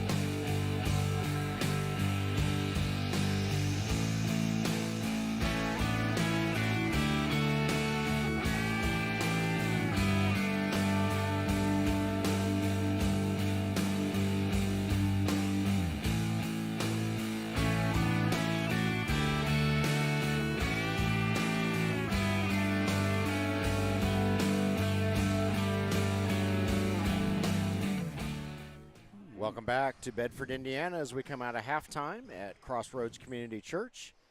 And we're about to start our second 20-minute half of this contest between the 812 Hoopers in the gray jerseys and the B-Town Ballers in the black jerseys. And guess what, Jim? I figured out who super familiar guy is. Who is he? Jason Grubb. Oh, yeah. He played for the Woodpeckers last season. Yeah, he did. All right, now it's coming to me. I don't know why I was picturing him in blue because the Woodpeckers uniforms were yellow last season, but it finally came to me. I was pretty sure, and I just confirmed it with Scotty Millette. So. Oh, yeah, Jason Grubb. I Woo. should have known that. Now I can sleep. But then again, doesn't everybody say that when something familiar comes up and they should have known it? All right. Yep. All right, we can sleep better now. Yeah, that's right. All right, B-Town Ballers get the ball swiped from them by the 812 Hoopers. And if I'm not mistaken, isn't Jason Grubb? He's playing on the Shuckers, or he has. He has played on the Shuckers. Okay. Maybe that's the blue I was imagining him in. I don't know. Oh, that could be. Jason Grubb. Yes. Ah, yes. Whew. I feel much better. That's right. It's going A, B. I was scrolling through the rosters, and I saw Grubb with the Woodpeckers, and I was like, oh, Yeah. that's it. Yeah. Just glad his name wasn't Zachariah Zacharias. That's right. I'd been here all day. T-Beck's with it. Passes it underneath to Fig. Fig's shot is up. No good. Whistle on the floor. I believe Mr. Fig will go to the line.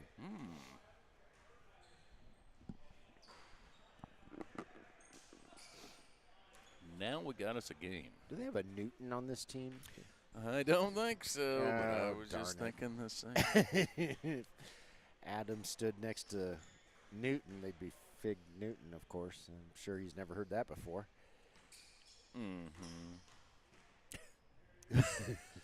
Yeah. He goes 1 for 2. Oh, but almost got his own rebound, but the ball goes off his hand, out of bounds. It'll go over to the B-Town Ballers. Comes Jason Grubb. God, I can't believe you couldn't remember his name, Jim. Oh, Fig with the steal there. He's going to lose. No, he's not going to lose Out it. to Mortimer. Mortimer fires up a 3 and hits Mortimer. A 3 for 3. And the Hoopers, after their disastrous start, are now up by 8. Whistle there, all kinds of fouls. Everybody with their hands in the air. Yeah. Hands up. Braxton calls it against the 812 Hoopers. On the floor, so the Ballers will inbound. Long pass in.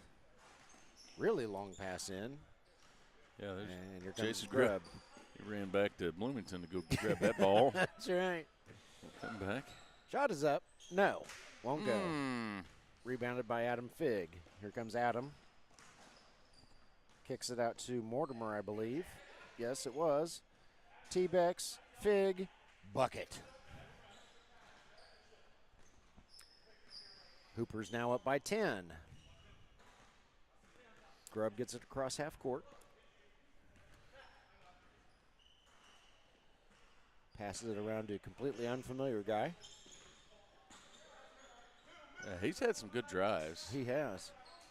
Jason, top of the key, won't go. Mortimer with the rebound. Mortimer to Fig. Fig needs help. It was too tight. Throws it about tight a gap. 19 feet over T-Bex's head. I believe he got tipped. Oh, did it? Yeah. Mortimer got it from 3 points. Another He's 3 for getting 3. Wow, they've turned this one around. Yeah, they're up by 13 now. I'm going to say that the first 5 minutes of the first half, it was going to be a long day for this 812 Hoopers team. Yes, it was. 3-pointer up, no good. Tip in, won't go. There you go, grab it. Second cleanup. Down, is up right and back in. up again. Did a nice job, as Jim said, not pulling his hands down and letting the little people of the basketball court Exactly. get a hold of it.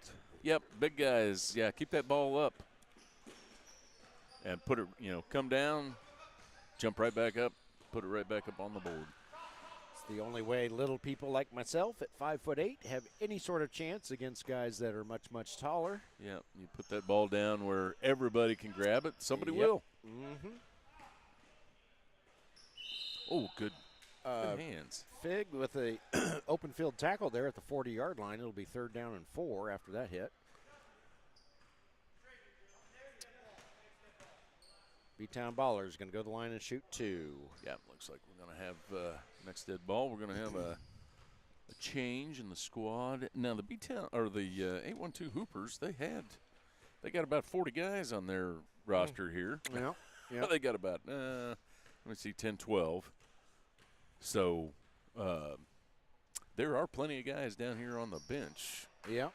That have either not been in the game or haven't been in for a while. Adam Fig gets a breather. Jay returns in his spot. Shot is up by Darren It won't go. Ball goes out of bounds. And they're going to say it was last touched by Wash. I don't know about that. You stink, Braxton. Let him go. Of course, Braxton's much bigger than I am, so I'm not going to say that real loud. Over to Jason Grubb. We know who you are now, Jason. That's right. Yeah. Nice feed there underneath for the bucket. We're ashamed that we could not remember your name. I know. But, he just doesn't look like a Jason Grubb to me. No. Does he look more like a Tanner Bex to you? No. Yeah. I don't know. Mortimer can't get his three-pointer to go. It's rebounded by the Ballers. Looks like a Sean. He does kind of look like a Sean. Wonder if that's his middle name. I wouldn't doubt it. Actually, I would. I would doubt that seriously.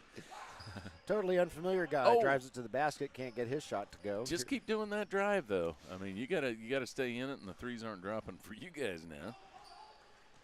T-Bex can't get any love down there. So here come the Ballers. Jason thinking about a three. He's going to, kick it out to a teammate. Shot is up. No. And Mortimer wisely lets it go out of bounds. So it will go over to the 812 Hoopers. Jay bringing it up the floor for the 812 Hoopers.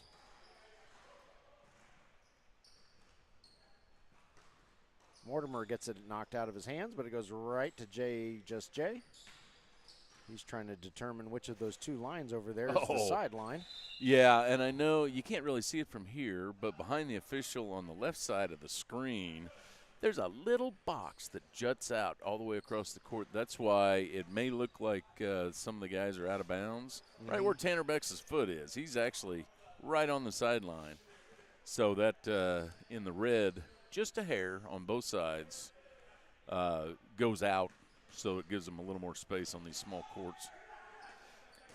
Nice block there by Darren. And he may have gotten a little too handsy on the second time around. Sean McMillan. That's who Jason Grubb. That's what I would think. Sean McMillan.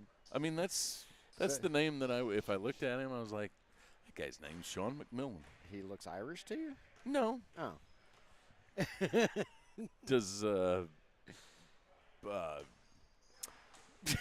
Pato Award? You think he's Mexican? Oh, okay. He's not. Yeah, he's not Irish. All right. McMillan. I don't know. Just doesn't. Oh, I imagine he's pretty happy with Jason Grubb. Yeah, probably. It's probably stuck to him by now.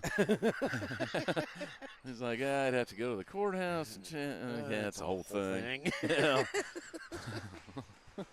Here comes Jason. His shot won't go. Right. But a teammate tries to put it in, won't go. Another shot won't go. Darren with the rebound. He brings it up the floor for the Hoopers. Over to Trey Laws. Back to Darren. Oh, across the way to a teammate. That's Wesley Pinnock. And the Ballers steal it and lay it up and in. So, Ballers are back within 5. They're not ready to call this one. No, I think they had a little lapse there. And that's going to be a big old travel. Calling a travel. Oh. Wesley wanted a foul. He did not like that at all. Nope. And the official says, I'll go grab the ball. Sean McMillan takes the ball. Totally unfamiliar guy with it. Goodness. That ball went up and I was going to say, it hit the ceiling. Bounced off the ceiling. I think somebody got a hand on it because I probably don't think totally unfamiliar guy meant for that ball to go there. Three-pointer. No. Oh, boy. Too much. We need a little breeze in here. It's kind of muggy today. Got all air on that one. Nice move there. Pass down to Darren. No, that's Adam Fig. My bad. And Fig nice shoots move. and scores. I Nice saw the move. beard and got confused.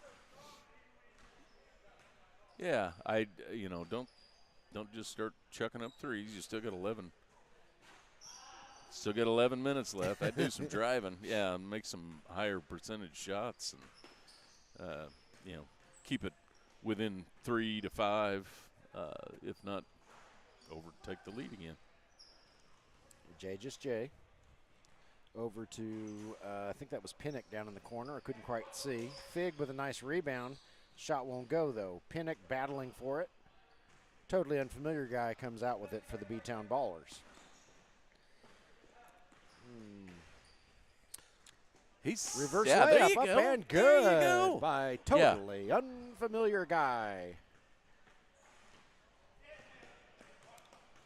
All right, Trey Laws. Oh, nice. Oh, he should have had that. I couldn't believe he didn't have that. This is a very unusual game for Trey Laws in our experience. And totally unfamiliar guy. That's a three-pointer. That three looked familiar to him. He didn't feel like kicking it over to Sean McMillan. All right, let's see whoever. And Jay gets mauled on the way up. So I'm thinking totally unfamiliar guy may have some experience beyond high school basketball. That's a possibility. Yeah, that's, this is a pro-am, so it's, some of these guys may have other experience. I don't know, aside from the ABA, which some of the guys have dipped their toe into the ABA field with the Shuckers in some of their games this past season. I don't recognize anybody from any other teams. I know we've had had some guys down from the Indiana Legends and play on some of these teams last year. We got some guys from the Hoosier State Instigators that have a team. They actually had to forfeit today because they didn't have enough guys. Yeah. Sean McMillan down the down the court. I'm just going to get him to change his name. I think that's three-pointer misses everything. Yeah, Jason Grubb with the shot. That wasn't Jason. Wasn't that Jason that shot that? No. Oh. It was a teammate who robbed Jason of an assist. Oh, my bad. And three-pointer won't go for the Hoopers. So here comes totally unfamiliar guy. Just keep doing that. Gets blocked Just keep doing by that. Adam Fig. Yeah. But Adam that's where got more than ball. He's got the last 4 points, kept him in this. If they would have missed 2 3-pointers, it would have been 57-49, and you're starting to let it get out of hand. Yeah. But, yeah, just keep driving. Totally unfamiliar guy hits his first one.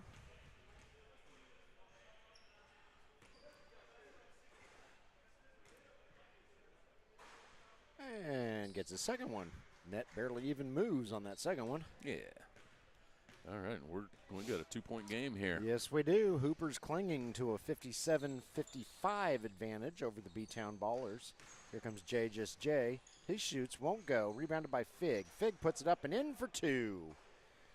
One of the Ballers wanted a foul for being placed in a chokehold, I think is what he's indicating. Well, it was a pretty good body slam. And the Ballers turn the ball over. Fig, Mortimer. Oh, Mortimer can't lost reel the it in. handle. So, Lost the handle. back over to the Ballers.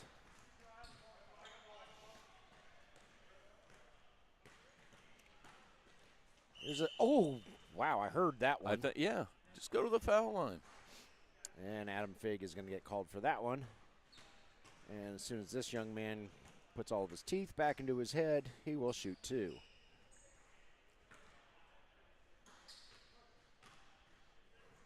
First shot. No. Wide left and a little long. Yep, and before we get too far at the end of the game, this is our second game of 5 today. The next game will be, we'll have an hour break, and then the next game will be at 1 o'clock p.m. Eastern Standard Time.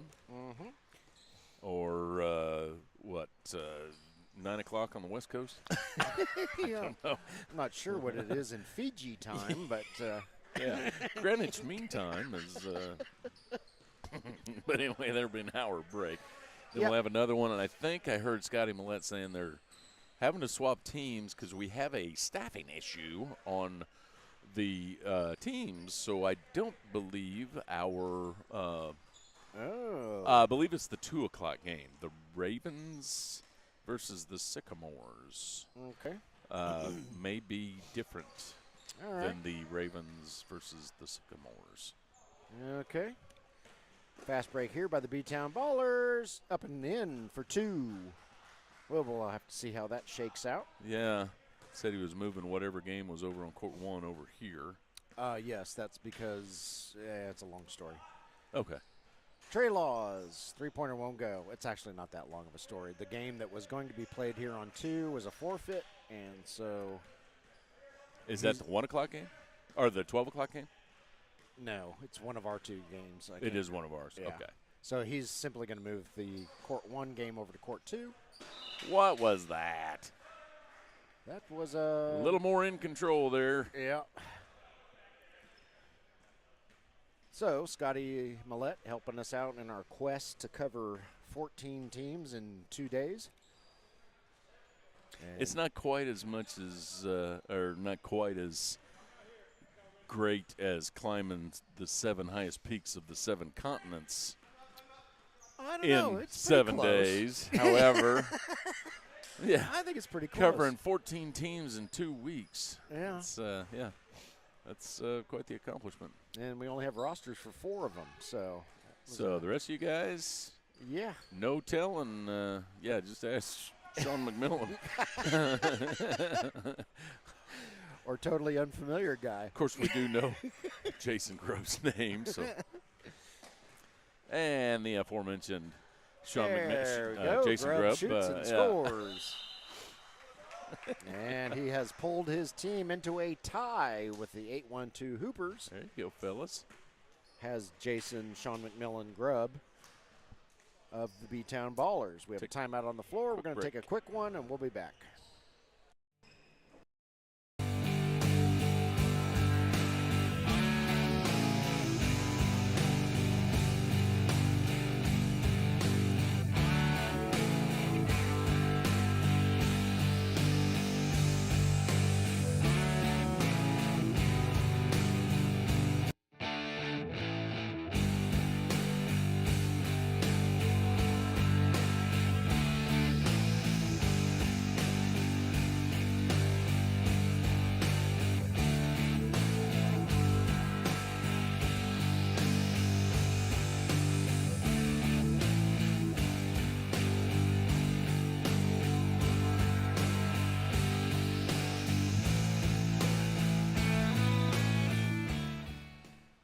Welcome back to Bedford, Indiana, Crossroads Community Church. It's the 8-1-2 Hoopers inbound from right beneath me. And we're off. 6 minutes left to play in the first. Ooh, almost got a steal. No, second half. That's not This correct. is the second half. Yeah, I got fooled momentarily by the scoreboard. It is the second half. I was going to say that's a heck of a lot of points for first half, especially when we know the Hoopers were 2 for 84. Shot is up. Shot doesn't go. Clean up nicely. Nice clean up, Cleaned yeah. up nicely there.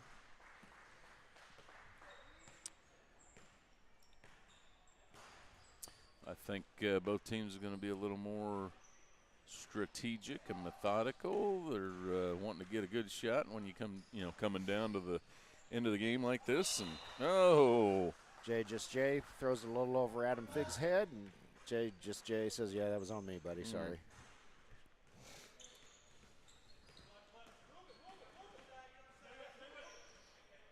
Got a little communication now with the guys. Yeah. Oh, tied up. Grubb's in trouble. Oh, they got he it gets out of there. bailed out by a teammate. Back to Jason.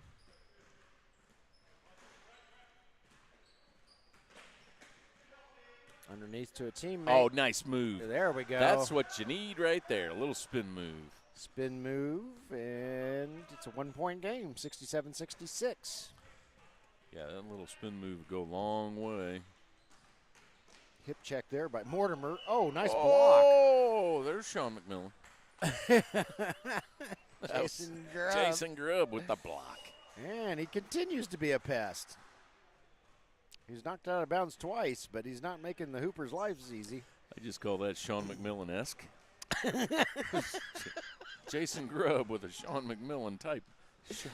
There you go. Everybody's like, who the hell is Sean McMillan?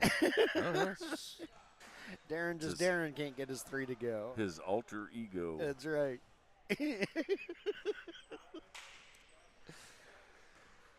All right. Yeah. Whoop. I thought that was a travel, but maybe not. Nice Jason. move there by Jason. Yeah. Oh, he's going Trey big. Laws. Oh! Smack down. That was all skin. Yeah, we heard that sucker way up here. Yeah, you could tell that was. Yeah, I think the local police are probably responding after that one. Somebody just smacked the hell out of somebody else. So, not surprisingly, a foul was called. And Mortimer is true on his first shot. Yep, keeping the Hoopers up close. Yeah, this has been a back and forth second half. Yeah. Hoopers back within one. It's going to come down to, speaking of Trey Laws, you're going to come down to a final game. You get your phone with you so you can show them the replay. And that's right. Throw it in Braxton's face. There's another fella down here reffing. I just don't recognize him. And I recognize Braxton Barrett. Oh, that was off his foot. Back to 8-1-2. All right. See if they can take the lead again. Mortimer into Laws, and here we go. Trey with a nifty move. Shoots. No, won't go. Oh, should have passed that off. Come the Ballers. Layup up and in. The Ballers. 71-68. Ballers back out in front. They be balling. This has been a very unique game, that's for sure. Yeah, we thought it was going to be a snoozer at the beginning of the first half, and then they finally woke up. Yeah. Oh, Jay can't quite hang on to it, but he reels it in. Won't go. Fig saves it. Three-pointer from Fig. Got it! Oh, Adam Fig for three. And he that ties it up. right back up. Yeah, that's got to bring their shooting percentage up to at least 17. Oh, that's almost half. Yeah. Almost. Comes Jason Grubb. Yep, got some communication going on with the Ballers. They're coming down to the wire here and wanting to make sure all the guys are on the same page.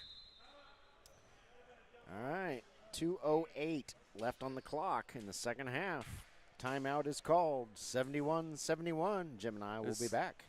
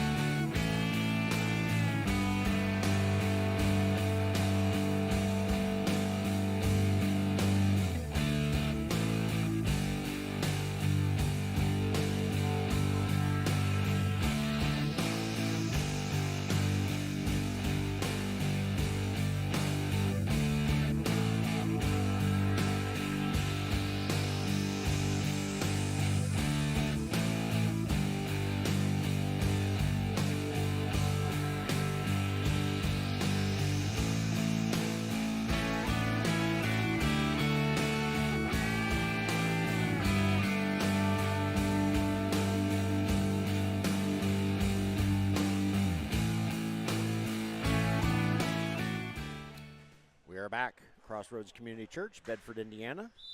Final 2:08 of this game between the 812 Hoopers in gray uniforms and the B-Town Ballers in black shirts. And Jason Grubb hits the first of 2 free throws to put the Ballers way out in front, 72-71. Second shot. Got it. He didn't think he had it. Yeah, he was going in for the rebound, which is a smart play. But it fell. So, Ballers up by 2. Fig out to Trey Laws. Trey fires up at 3, and there's the Trey Laws we know. Puts the Hoopers up by 1. Yep. Coming down to the nitty-gritty. Didn't think they could come back after that serious 2-point deficit that Grubb put them in. But Trey Laws gets the 3. Ball is knocked around. Little pinballing. Reeled in by the Ballers. Volleyball game breaks out. That's Fig with it. Fig trying to avoid being taken down at the 20-yard line. We're getting a foul, yep. And that'll be a high sticking just to complete 4 different sports in one thought. Okay.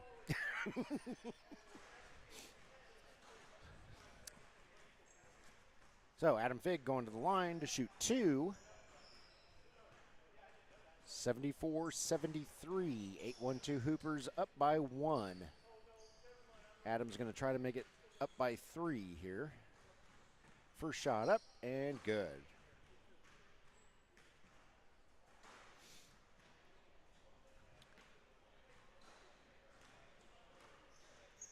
Second shot. Good. So, just over a minute and a half left. Think they'll hold it for the last shot? Well, they're going to be holding it for a while. There goes the clock. Okay. Well, they didn't start. Yeah, since the clock stops under 2 minutes, Yep. he was getting a little extra time there. Completely unfamiliar guy with it. Oh, he sees a gap. Nice move there. Oh, Fadeaway nice move. jumper is up and good. Puts them down by 1. For totally unfamiliar guy. Comes J. Over to Mortimer, to Fig, back to Mortimer. Over to Darren, Darren. Oh, okay.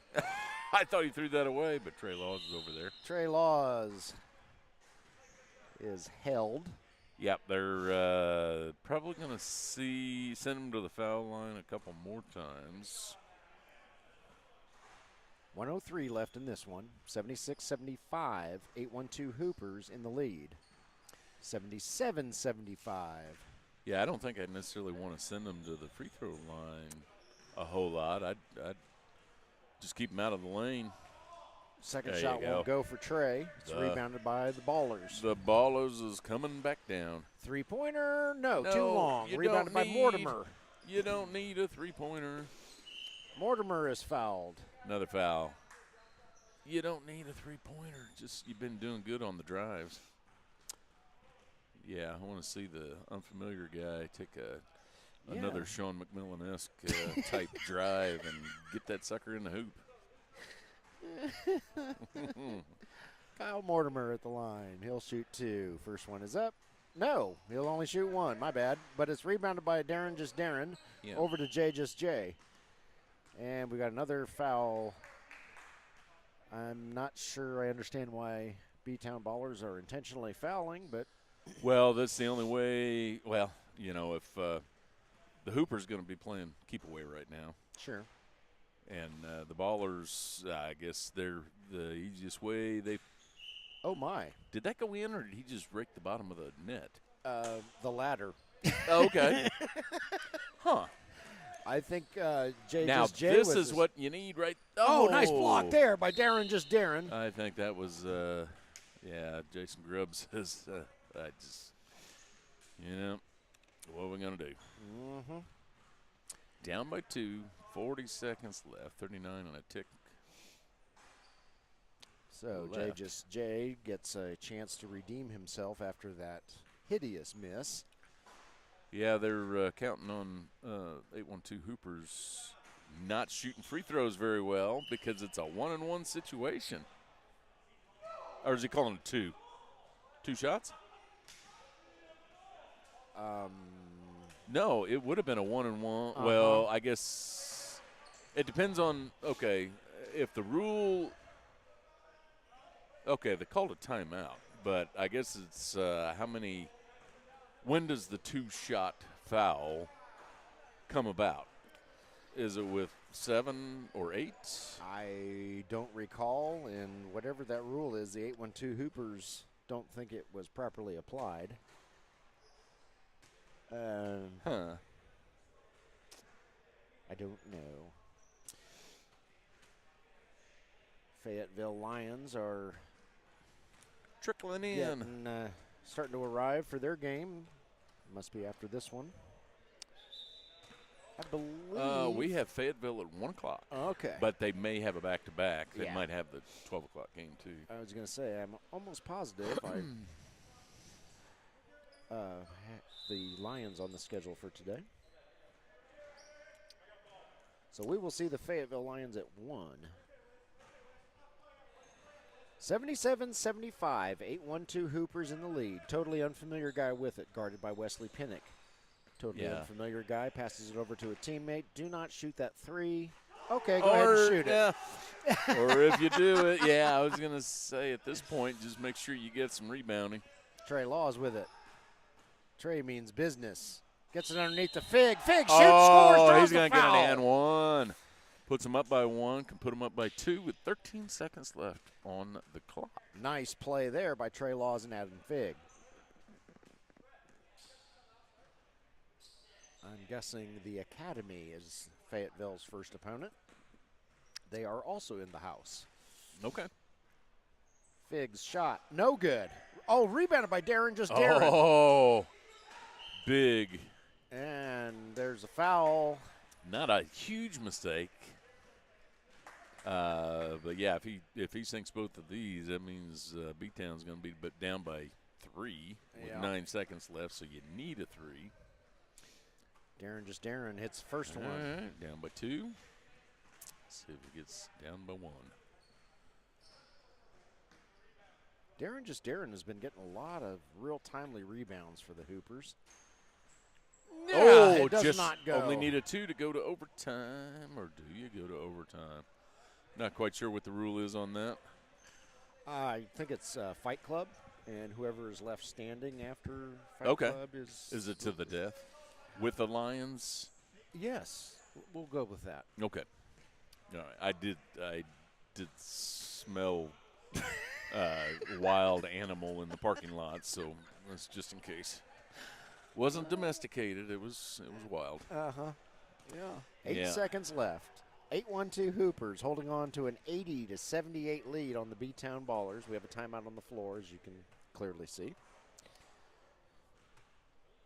The Hoopers are directly below us, and we can hear them talking about their strategy. And they said, let's, he says, hold the other team to no points. That's their strategy. So. Okay. Yep, that's a good strategy. And let's see if I can lip read over with the Ballers. They score at least 2. That's their strategy. Score at least 2. I thought I saw him say, yellow cloud, don't eat snow. What? Totally unfamiliar guy with it. He's going to drive to the basket. Needs some help. Kicks it out to Grubb. Grubb shoots. Draws the foul right before the buzzer. There's 1 he gets 2 second left. shots. No pressure. No pressure, Sean McMillan look-alike. Sean McMillan, known by everybody else on this planet as Jason Grubb. They've got 1 second left on the clock. He gets 2. Gets 2 shots. I'm sure we'll play either a 20-minute or a 2-minute overtime. Right.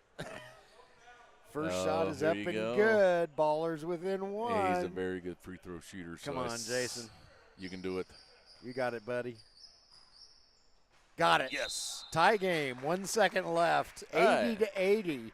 Timeout on the floor. Jim and I are going to get a slurp of water, and we'll be back. Great game.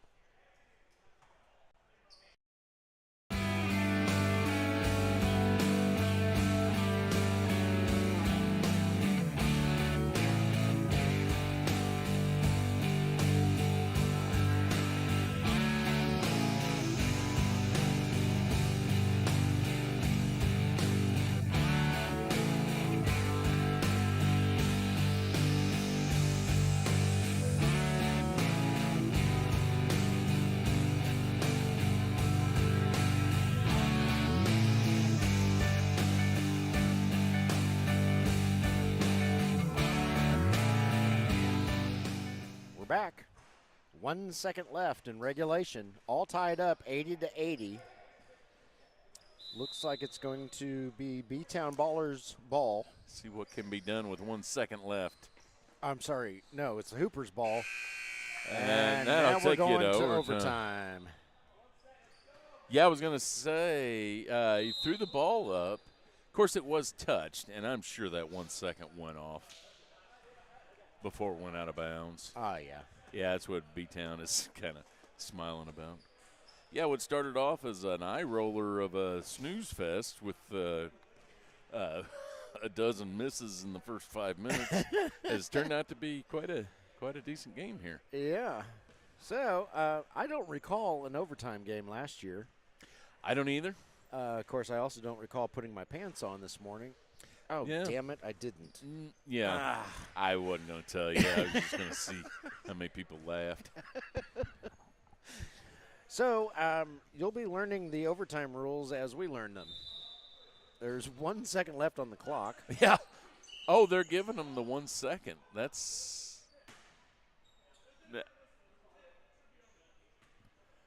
okay. Now we got point. What are we doing here? No, there shouldn't be. It should be like a 2 minute or something. Okay, there's 3 minutes on the clock. This is all very confusing. Yeah, they should be going to overtime. All right. Okay, so it's going to be a 3 minute overtime. Probably going to have a jump ball to start the game. All right. Or start the overtime. Fouls should probably be wiped out. When do the swords come out? I don't know. I guess as soon as the line comes through the door. Okay. The swords. All right. Hoopers in gray, ballers in black. that was that wasn't a graceful tip. We'll say the ballers won that tip. Shot won't go. Rebounded by Darren, just Darren. You sure the Hoopers just didn't really lose that tip? Was not a thing of beauty. No. No, it was not. Trey Laws with it.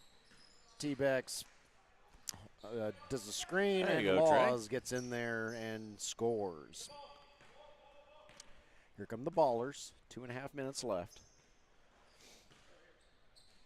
Oh, totally unfamiliar guy almost loses it to Wash. Totally and unfamiliar he puts it guy down. hits a shot. We're Yeah. all tied up again. 2 1/4 left in the overtime. Jay brings it up the floor for the Hoopers. And he gets wrapped up and fouled. That'll be on the floor most likely. And we are no, stopping. apparently he's Stopping the clock in overtime. apparently he's shooting. Okay. Not sure what happened there. I don't. Oh, Darren thought it was a 1-and-1, and it's apparently not. well, they still have the fouls on the scoreboard, so I'm not sure if we wiped them out for overtime or not. I don't know. But as long as Sean McMillan has the ball coming up the court. Yeah, Jason Grubb is running out of room, gets it over to a Good teammate. pass. And teammate scores. 84-82, B-Town Ballers in the lead. Trey Laws with it. Tanner Beck's trying to give him some room. Over to Wash. No shot clock in the IBL ProAm. Pass underneath to T-Bex, goes awry, and totally unfamiliar guy comes away with it. He's going to need some help. All right, B-Town is not going to be in a hurry since they've got a 2-point lead. Yep. They're probably going to run it around a little bit. Yeah, work down some clock and possibly do not take that three. Possibly, I was going to say there's no reason why they couldn't play for a last shot. Yeah. Darren purposely fouls. Just try to save some clock for the Hoopers. Purposefully. And checkered flag guy goes to the line. Is that his superhero name? Yeah, I don't know. He drives race cars real well. Yeah. He also shoots free throws really well as he hits his first one. Second one is up. Second one is There you good. go. So, B-Town Ballers now up by 4 as we approach the 1 minute mark left in overtime. Jay takes it all the way in, lays it up and in. Nice shot there by Jay. Yeah, you got a minute left. Don't get try to get greedy and shoot threes. Then you're really going to put yourself in a hole. Totally unfamiliar guy gets purposefully fouled by Darren. 8-1-2 is trying to do the same thing that the Ballers did at the end of regulation by fouling, putting them on the line. But I don't think that's a great idea because these guys have not missed many free throws. No, totally unfamiliar guy in particular. Yeah, he's got some skills. Not sure what that was. Maybe he's like me and trying to figure out which line he's supposed to shoot behind. I don't know. I guess the red one is the magic one. Yeah, it's the red one. Yeah.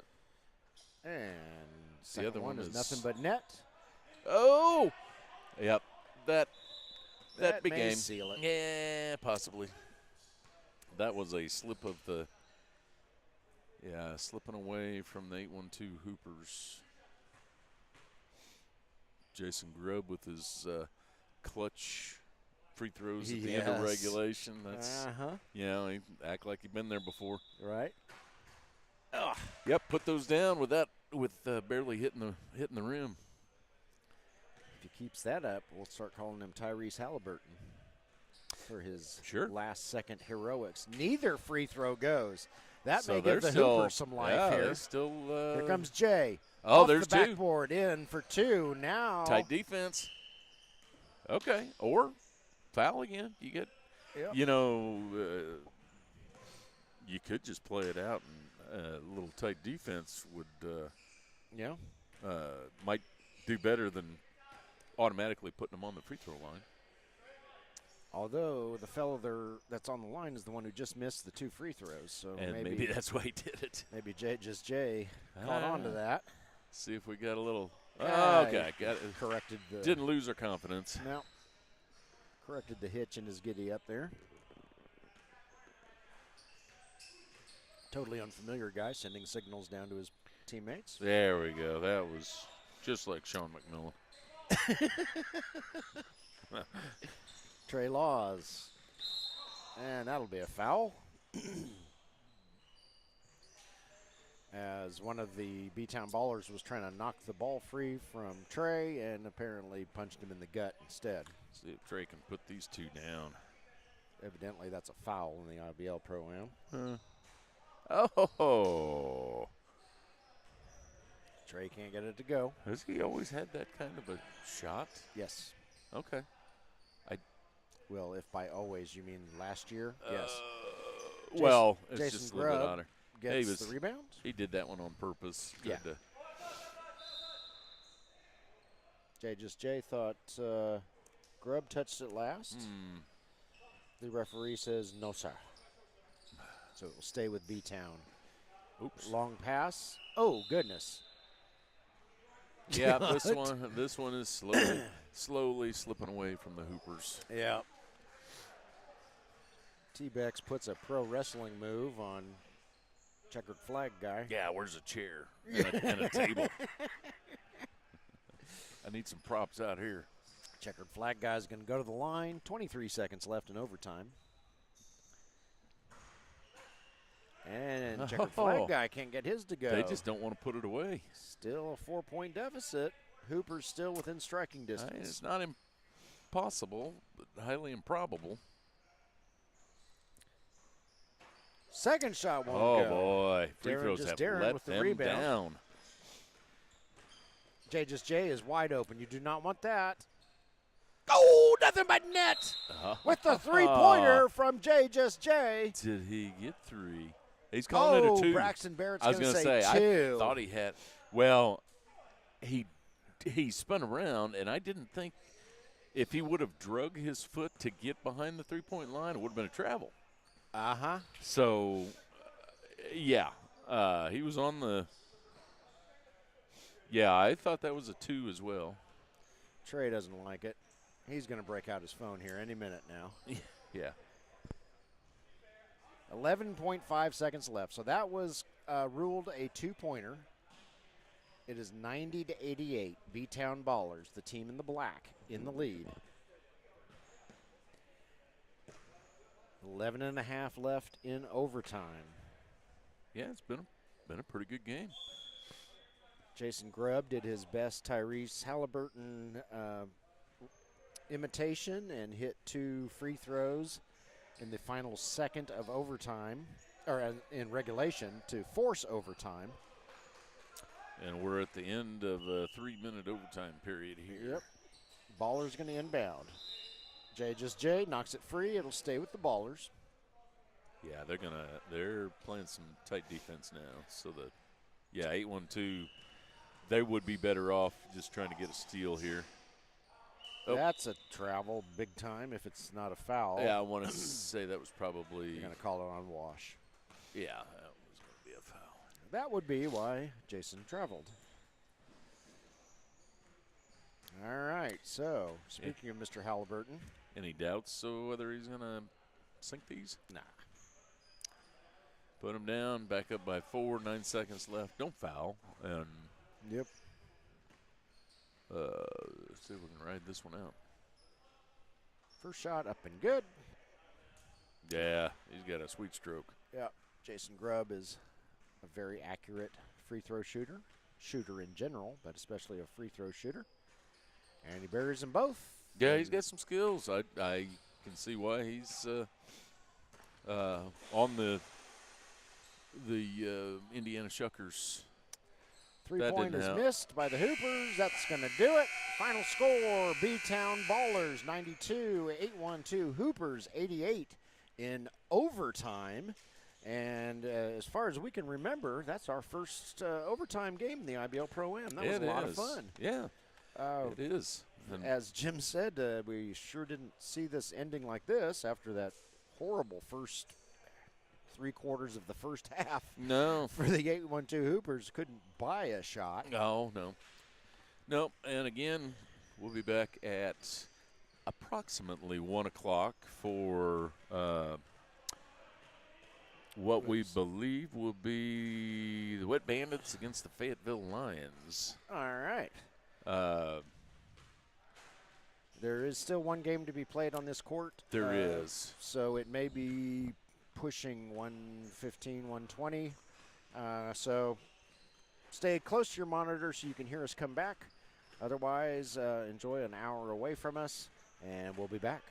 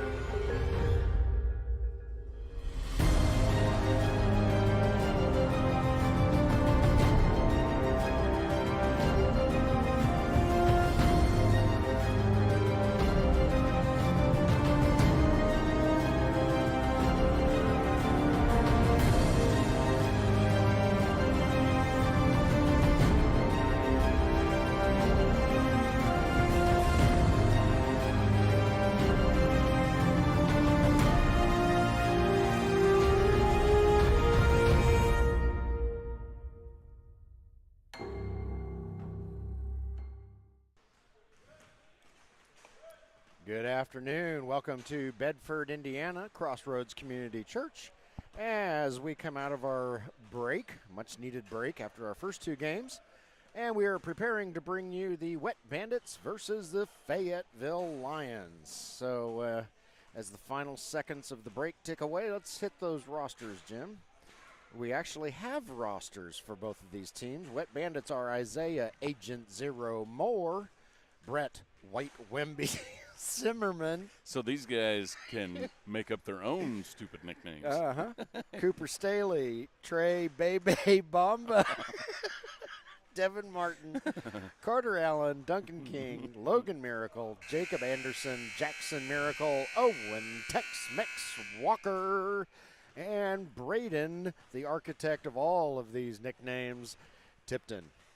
Yeah, and you'll see something very familiar with the Fayetteville roster. Yeah, Fayetteville, we have Jacob Wade, Lucas Slayton, Hunter Williams, Alex McCutcheon, Burke Zimmerman, who is Brett White Wemby Zimmerman's brother, Corey Hansen, Garrett Flurkey, Christian Garland, and Braden Tipton again. Braden Tipton. Braden does play for both teams. He only plays offense. Right. Kind of like the guy's all-time pitcher. I'm all-time pitcher.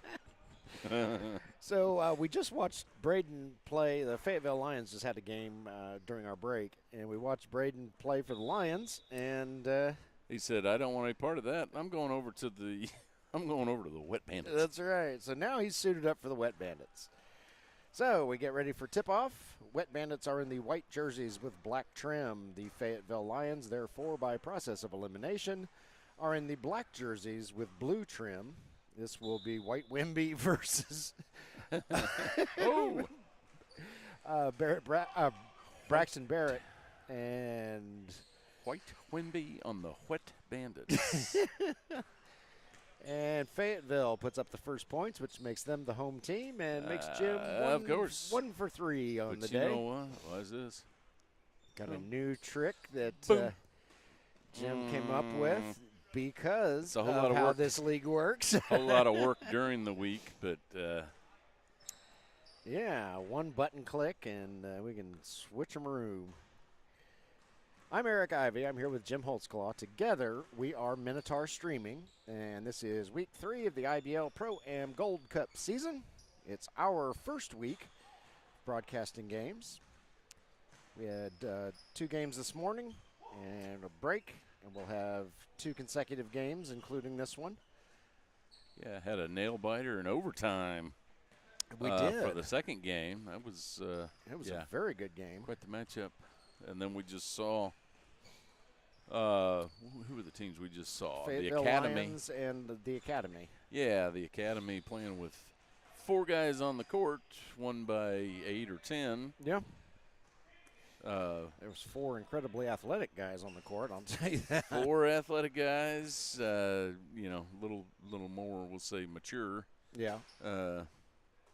And boy, they got a young guy on their team that he's a dunker. Yeah, he We'll get is. some highlights of him when we see him next week. Yep. Duncan King gets the Wet Bandits on the board. 6-2, Lions in the lead. White Wemby with the steal. Puts it up and in. And White Wemby has got he's got a taped up hand. Yeah. I'm wondering if that was a cooking accident. I don't know. Did he burn himself on some grease Yeah. while frying up some potatoes from Judah? Shot is up and good for the Fayetteville Lions. Yeah, I don't know what's going on with Brett. He, I can't remember for sure, but I thought he was a right-handed shooter. I thought he was too. I was going to say that's going to make it a little difficile. Yeah. And his layup looked a little awkward, as if that's not normally the hand he uses. So we'll have to keep an eye on him. Well, maybe that's the handicap for today. There you go. Everybody got to play left-handed. Yeah. 3-pointer up and good by Duncan King. So, Wet Bandits take a 9-8 lead over the Fayetteville Lions. Shot up, shot good. That was Lucas Slayton for the Lions. These Lions should be nice and warmed up now. They Yeah. just got done with the game, so they're Yep. If you're just joining us, we have trees. two 20-minute halves with a running clock. It only stops in the final 2 minutes of the half, and for any timeouts called on the floor. So these games move along rather quickly. Our second game went into overtime. That's why we're a little behind schedule here, but we'll see how this one goes, and then we're covering the game right after this one. Yep, and no shot clock, so. Right, yep. You could hold it and keep it 2-0 throughout the entire game if That's you really right. wanted to. Yeah. Is that what Kentucky Kentucky basketball? Yep. So we had a 4 o'clock game on the schedule between the Ravens and DC Select.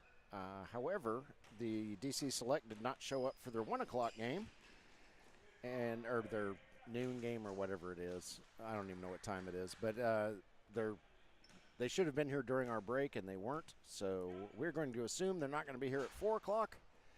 So we're going to cut our broadcast a little bit short. We're going to do the next 2 games and call it a day.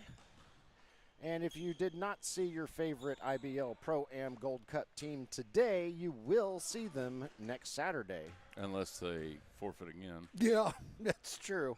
Yeah, a little disheartening, but. Yeah, it is pretty frustrating, but yeah. Yep, I give it to these guys that may come out and only have five guys for their team. They're wanting to win. Sure. Or in the case of the academy, 4 guys. Or, yeah, 4 guys. Yeah, we were just wondering, we'll see them next week, but we were just wondering whether they always have 4. Yeah. Or whether that was just an anomaly for the weekend. 3-point shot up, no good. Ball goes out of bounds. It will go over to the Wet Bandits. 17-12, Fayetteville in the lead as we dip under 15 minutes left in the first half. Pass. And Nice pass. that was Carter Allen for the Wet Bandits. Lions bring it up the floor. Yeah, when do we get to see Bebe? I don't know. Oh, goodness. Braden Tipton. Hilarious. He fooled us last year with some of these nicknames. We thought they were serious, especially Owen Tex-Mex Walker. I don't know if he fooled us necessarily as much as it was playing a joke on his buddies. Sure, yeah. And so we called one of their games, and we Tex-Mexed the heck out of Owen Walker because that's what it said on the roster that Braden sent us. And turns out almost nobody ever calls him Tex-Mex. So Yeah, I think it was. I don't recall ever being called Tex-Mex. Nah. I saw Braden between games. He let me in on the joke, and it was pretty darn funny. That's what you get when you let one guy That's right. control the roster. Yeah. So, Trey Bomba, hope you enjoy your new nickname, Bebe. Bebe Bamba. I'm assuming that has something to do with South Park. I don't know. Possibly. 3-pointer by Carter Allen up and good for the Wet Bandits. We're all tied up, 17 apiece. I think it just flows nicely. Trey Bebe Bomba. Yeah. It does. Yep, and if nothing else, the nicknames are funny to tune into. Oh, yeah. So Owen Walker will forever be Tex-Mex to us, and probably only us. Probably, yeah. His whole family's like, oh, that's the dumbest thing we've ever heard. Yeah. Shot is up and good by White Wimby. Yeah, we call him Sweet Cheeks.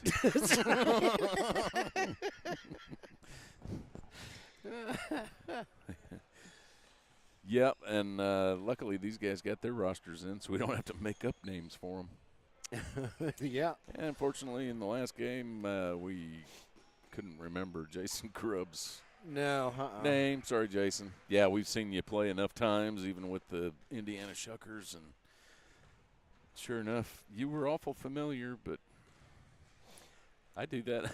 I do that sometimes just out of the blue. You get somebody that you recognize, you just can't know their name. Oh, Dad. Yeah, that's right. There's Tex-Mex. Can't get a shot to go. It's reeled in by Jacob Wade. Jacob brings the ball up the floor. Left-handed layup up and Lefty. good. Braxton Barrett is subbing in for the Fayetteville Lions. If you think that their center looks a whole lot like the official in our last game, you are correct. Yeah, and I think 99 is a very fitting number for that young man. He needs a good tight end number. That's right. He's got a tight end physique. He finds, who is that? Hunter Williams down there for the Fayetteville Lions. Hunter with a nice layup there. Yeah, Brett Zimmerman better not get his other hand caught in the net and mess it up. He'd be walking around with a couple casts. So we got both Zimmerman boys on the court right now. Brett wearing 00 in white, and his brother Burke wearing number 6 in blue and black. Yeah, I think Brett got the height in that family. Yep, I think so. You're talking about Braxton Barrett. He is a deceptively large person. I remember calling the couple of games that he played in last season, and then I finally was talking to him on the floor at the same level he was at. Well, our feet were at the same level. His head was at an entirely different level. Oh, really? He is much larger in person than you might think calling games from up here. Yeah, and we're looking down on these guys all game long, not in a condescending kind of way, but in a sight kind of way. Yeah. And they don't look as tall as they actually are. That's why we don't go to the first floor very often. It's kind of demoralizing. You're right. Yeah. Braxton with a three-pointer there for Fayetteville. Here come the Wet Bandits. Pace is kind of slowed down here. Yeah, this is not a high-paced game. Of course, this is the second game for the Lions in a row, and the Wet Bandits are probably just now getting warmed up. So yeah, it's we'll get rolling, kind of like the last game where nothing really happened in the first 5 minutes. Braxton, another three-pointer, and he hits it. So, Fayetteville Lions back out in front, 27-26. Thanks to the big man who also hits threes. Yep, this league you get a lot of threes being shot. Sometimes you wish the guys would drive a little bit more and just get some points on the board. Yeah, that was a Carter Allen with a three. A very forgiving rim. Yeah. Braxton bringing it up the court. Guarded by, it's one of the Miracle boys. That was Jackson Miracle. And Jackson tries to chase down the pass, but it's a little bit long for him. And here come the Lions. Yeah, we do have a slow pace all of a sudden. Mm-hmm. Shot is up. Too much mustard on it. Rebounded by the Wet Bandits. Logan Miracle, to be precise. I'm going to go out on a limb and guess that Logan and Jackson are related. Either brothers or cousins. Yeah, I think you're probably safe in that assessment.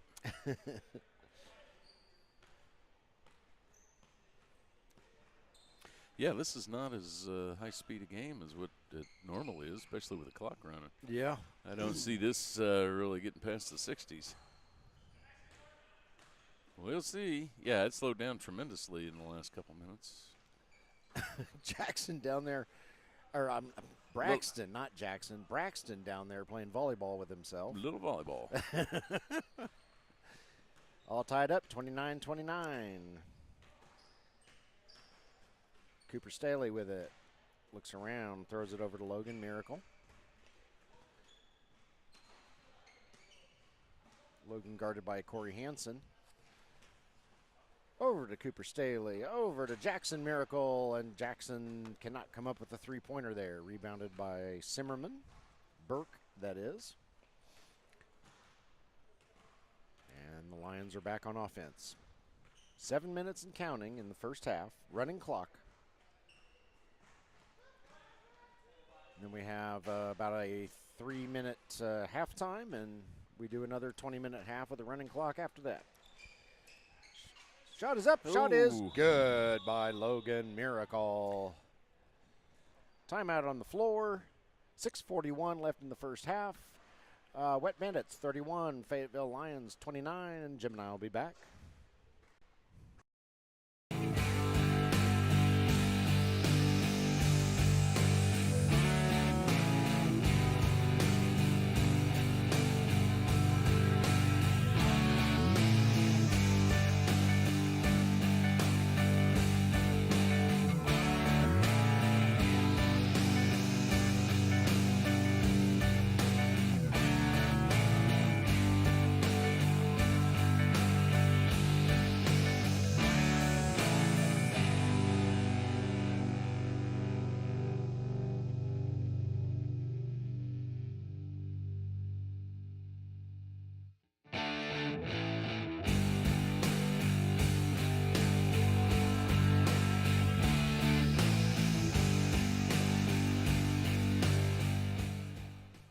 Welcome back to Bedford, Indiana, Crossroads Community Church as we come out of the timeout.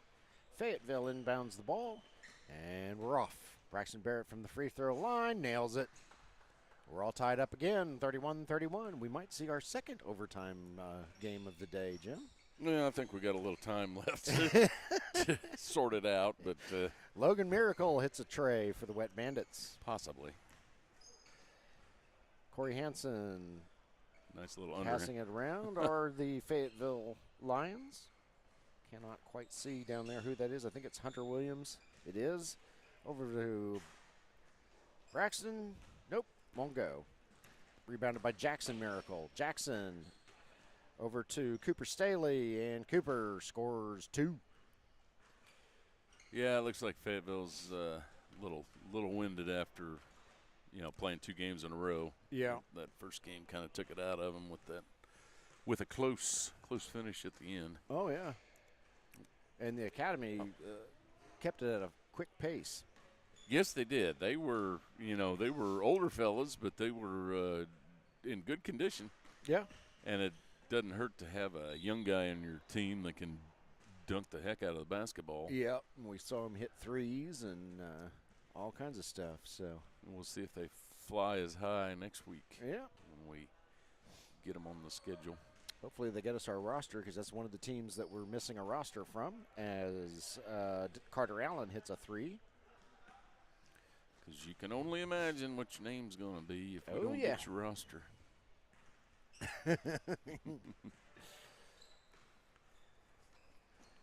All right. Lions with it. Shot is up. Shot is good by Braxton Barrett. Yeah, the Lions just need to make a little bit of space for themselves, get some quicker passes, get some movement. That pass goes awry, and the Lions cash in on the other end. It was Hunter Williams with the bucket. Yeah, they're kind of telegraphing their where they're going to go with it. Mm-hmm. It's not hard to figure that one out. Nice rebound there by Owen Walker Tex-Mex. after the mixed 3. And Tex-Mex gets on the board. See if we can get one of those smooth left-handed three-pointers. Yeah. The Tex-Mex special. Oh. Yeah. Braxton Barrett says, say what now? It wasn't left-handed, but. The guacamole? Yeah. There and we go. There it is. Got it. Oh, yes. Tex-Mex with the tray. 44-40 as we dip under 4 minutes left in the first half. Fayetteville Lions slowly bringing it up the court. Slayton with it. Slayton, almost no longer with it, but he reels it back in. Riding that half-court line. Braxton with a very long three-pointer. Won't go. Shooter from here. Out to Tex-Mex. Tex-Mex on the loose, and he lays it up and in for 2. All right. 46-40. Wet Bandits finally getting a little bit of a cushion here. After it was pretty darn close there for a while. Jacob Wade. Oh, well, Jacob says, well, we're not done. And he closes that gap to 3 with a tray of his own. Yeah, both these teams, I think, shoot quite a few threes. Jackson Miracle, right go. on cue, hits one. A lot of threes. So, yeah, I think they might hit 60 by halftime, Jim. If it's, well, yeah, it wasn't going anywhere fast there for a while, but, yeah, when you're making threes. Yeah. Shot is up, no good. Rebounded by the Wet Bandits. Might as well keep doing what works for you. Yep. Jackson Miracle can't get the short shot to go after he hit the tray. And Slayton, nope, throws it over to Hansen. Hansen looking for some space, instead loses the ball. Here comes Carter Allen with all kinds of options, and he chooses Logan Miracle to finish it off.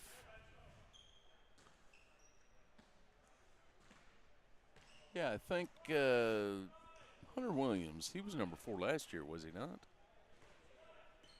Did he ditch the glasses? Oh, maybe. This looks much different. No, you're thinking of Braden Perry. I am. Yeah. I am. Yep. I have BP's not on the roster this No. year. I don't know if he's on another team or what. Nice three-pointer there. As soon as he turns around, I'll tell you who it was. Not yet familiar enough for Hunter Williams. Yeah, Hunter Williams, because I think, Braden Perry was number 4 last year. Or was he number 2? He might have been number 2. Yeah, we do have a few new names on this team. Yep. 54-46, a little over a minute left in the first half. Wet Bandits in the lead. And they're starting to stretch that lead out. Lions going to see what they can do about that before halftime. Passing it around. Hunter fires up a 3, won't go. Rebounded by Jackson Miracle. Jackson brings it up the floor. Tries to throw it over to his brother, I believe, and it does not work out.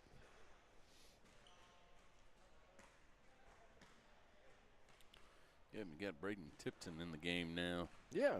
Wonder if he may swap jerseys later on. That's Go right. over to the other team. Gets the rebound for Wet Bandits, does spin Braden move. Tipton. Jackson Miracle, no, too much mustard on it. Long pass down the floor. Whoa. Hunter lays it up and in for 2. That was a good for Hail the Mary. Fayetteville Lions. Surprised that didn't hit something on the roof.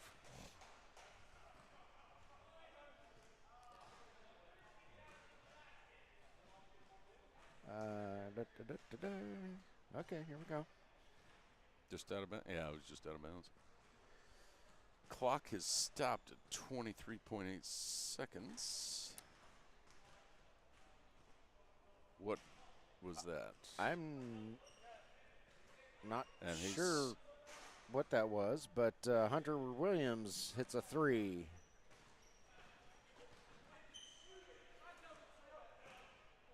I don't know. Braxton's laughing about it, so I don't know what. Was he? Might have been anticipating a foul, and so he wanted to be in the motion of shooting. I don't know. Well, was he even in the game just then? He we was. got 5 guys on the court right now. All right. Anywho. We go to halftime. Wet Bandits 54, Fayetteville Lions 50. We'll be back in about 3 minutes.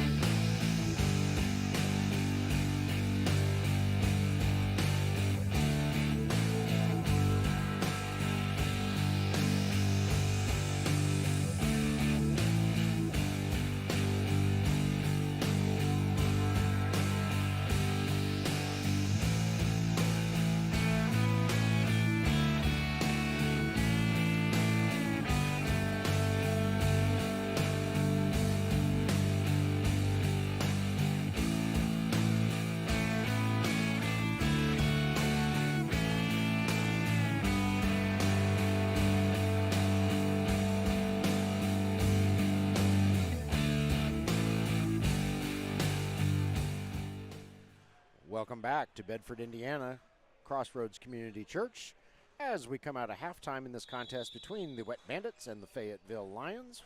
Wet Bandits in the white jerseys with black trim, as Brett Zimmerman buries a 2 for the aforementioned Wet Bandits. And so Fayetteville is in the black uniforms with the blue trim, and Brett Zimmerman gives the Wet Bandits a 56-50 lead in the opening seconds of the second half. And Lions respond. That's Hunter Williams. Now I know him by sight because he scores so darn often that I haven't had any problem remembering his face. Cooper Staley drives it in for 2. For just joining us, 2 20-minute halves. Running clock only stops in the final 2 minutes of the half or when a timeout is called on the floor. So, these games move right along. They're scheduled every hour, and with the exception of one game that we did, second game of this broadcast, went into overtime, so it lasted a little bit longer. But for the most part, they last, 50 minutes total. Yeah, threw the daily schedule off just a little bit. Yep. But it was a good game. Yeah, it was. Have to go back and catch that one. I think there was a controversial toe on the three-point line toward the end of that one that we were asked about, and I was like, I'm staring at a small screen. Right. But I would trust the judgment of the official. Yeah, Braxton Barrett was the official in that one, and he was standing, a foot away from that play, whereas we were looking across the court, and we're old and blind. Yeah. I'm like, yeah, your foot was on the line. So, yeah, I'll be curious to go back and look and see, was it a 3 or was it a 2? Yeah, that'd be interesting. Oops. Pass goes right in between Hunter's legs and out of bounds over to the Wet Bandits. Cooper Staley bringing it up the floor for the boys in white and black. Logan Miracle fires one, won't go. Last touch by Brett Zimmerman, I believe. It was indeed, and goes over to the Fayetteville Lions.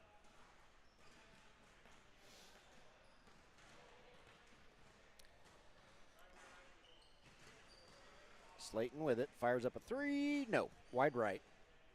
Rebounded by the Wet Bandits, Carter Allen to be specific. Carter brings it up the floor. Over to Tex-Mex, Owen shoots and scores 2. Yeah, it was a tough one. It was getting a lot of up close. Yeah, you can see the struggle on the Lions' faces. They're getting tired. Yeah. I think the academy really ran him into the ground. They did. They've got the outlet pass down pat. Yeah, they do. The academy does, yeah. They just send the youngster down and long heave down the court, and he dunks it, and, what are you going to do? Right. That's a kid's ball by Brett Zimmerman. Yeah, other than send somebody on defense. And they played a zone as well. They had I don't know if it was like I would call it a boxing one, which is when you've got one guy that plays man-to-man, but it was more like a 3-and-1 where they stayed back and played a 2-3 with only 3 guys, which is kind of weird, but it was effective. Wet Bandits' pass goes awry and goes out of bounds over to the Fayetteville Lions. Fayetteville, however, cannot cash in. Brett and long Zimmerman. Pass down to White Wimby. He can't get it to go with his bashed up paw there. So Tex-Mex is going to take over. Nope, he can't get it to go either. And it's rebounded by Lucas Slayton for the Fayetteville Lions. He might have gotten that bandage from his second job, which I believe is alligator trainer. I think so. Yeah. It was something like that. Yeah. I figure it's, wrapped up in a hard cast so he can use it like a club like they used to in the NFL. Okay. Shot is up, shot is good by Cooper Staley, and that will count for 3. Or not. Could have sworn I saw the referee lift her arms up to signal 3, but evidently not. Hunter Williams shoots, scores. We're picking things up now. 66-58, Wet Bandits in the lead. approaching the 15-minute mark left in the second half. Shot is no good. Rebounded by Hunter Williams. Throws it down to Braxton Barrett. Over to a teammate. I can't see who that is. That in the was corner. a 3. And that is a 3 indeed. And as soon as I can see him, that is Slayton. Lucas Slayton with the 3-pointer there. He came back into my visual range. Cooper Staley over to Tex-Mex. Nope. Won't go. Oh, smooth, just a little off. Braxton with the rebound. Takes a glance at the scoreboard. Says, oh, we're only down by 5. Got lots of time. We're good. Oh, yeah. Safe. 2-point jump shot by Williams won't go. Rebounded by the White Wimby. Safe bet they'll score some more. Probably so.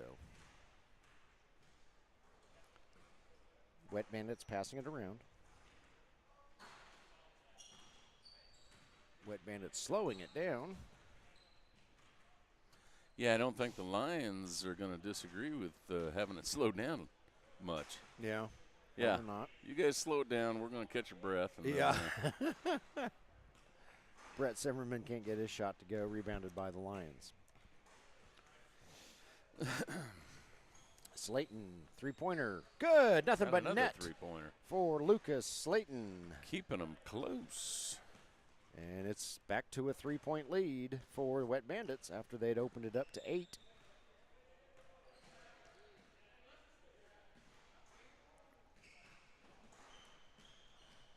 Ball gets away from the Wet Bandits. Reeled in by the Lions, and they can tie this up with a well-timed 3-pointer here. Let's see. Yeah, you just got to have some patience, get a good shot, or just throw it up from half court. Either way. I don't think they're listening to you, Jim. No. Cooper Staley, nice layup there. Does anybody? I don't think so. Are you talking? Are you still talking?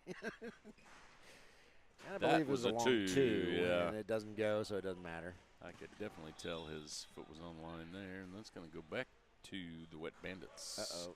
Lucas Slayton may have twisted something. He's Twist not an coming ankle. out. Jackson Miracle into Cooper Staley, and here we go. Shot is up. No, Boy, won't go. he picked that one up out of the air. Yeah. That was a fast pass. Shot is short. Rebounded by Fayetteville Lions. Hunter Williams with it. Lions down by 5. Yeah, if I was the Lions, I'd just get a – yeah, he's going to – oh, I thought he was going to kick it out. You know, take some good shots from 2. Get a nice 10-footer. Just, you know, trickle in 3 of those in a row, and next thing you know, you're tied. Mm-hmm. Of course, you have to hold on to the ball to be able to do that. This is true. It helps. Cooper Staley's going to take it coast to coast, but he cannot finish. Or you could do that and just miss. Lucas Slayton with it. Yeah, sometimes it just doesn't go your way. Braxton thinking about his options. Almost gets the ball knocked loose, but he hangs on to it. Oh. Can't get his shot to go. Nice little turnaround jumper. So here come the Wet Bandits. See if they turn the faucet on. And they no. Tex-Mex, he comes up with, loses the ball. The ball's on the loose. That weren't pretty. No, it was not. Should stay with the Wet Bandits. It will. Yeah. And Cooper Staley gets it. Throws it underneath to a teammate. Shot is up. No good. Duncan King can't get it to go. Hunter Williams. Wow. Maybe shouldn't have shot that. Nice. Little Zimmerman tries to make life difficult against his big brother's team. Nice call, Captain Hindsight. You know what else? What made you think that? They probably shouldn't have flown the Hindenburg. Probably not. You know, I was just thinking about that the other day. Yeah. A lot of lives could have been saved if they hadn't done that. You know, there weren't as many people that died in that as everyone thinks. There were a lot of survivors. Oh, okay. Of course, they did quit using hydrogen. Yeah. Yeah. Huh. Yeah, maybe we ought to quit using hydrogen in the dirigibles. That's right. Yeah, seems like that. A scientist that showed stuff up. burns pretty quick. A scientist showed up and said it's flammable. Yeah. Who knew? Yeah. Oh, boy. Wet Bandits back out in front by 7. 70-63, and I see some Ravens here, and I see some Sycamores, so we will indeed have a game right after this one. So the Ravens didn't play the first game, but they played the second game. Yep. Or looks like it appears as though they'll play their second game.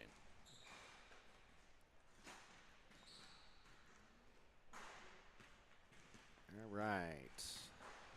Here come the Wet Bandits. Jackson Miracle over to Logan Miracle. The Miracle Boys. Yep. You know, I wonder how many people have to think twice when they're called the Miracle Boys. And Yeah. well, what was so? Oops. Which one was in the bubble? Yeah.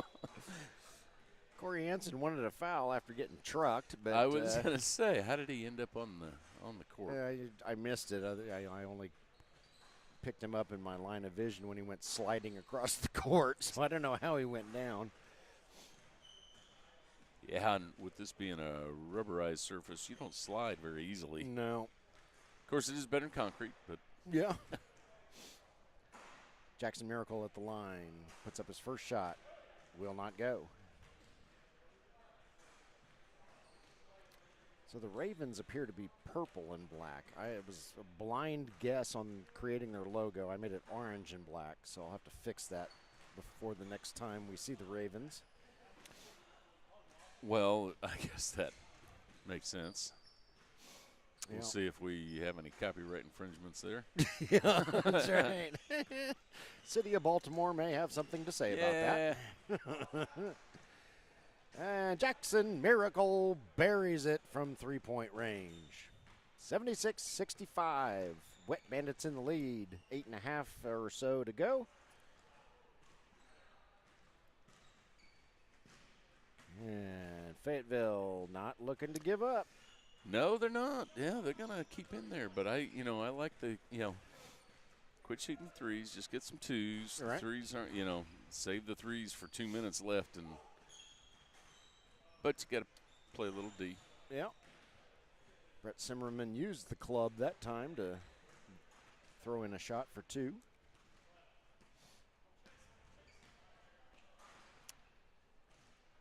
Braxton Barrett thinks about a 3. He says, I will move one step over here and gets it blocked. Wimby with the block. And puts it up with that clubbed hand. Yeah. Still gets it. So, we got a timeout on the floor. 7:49 left in regulation. Wet Bandits. Turning on the faucet. 80. Fayetteville Lions 67, and I need a break. We'll be back.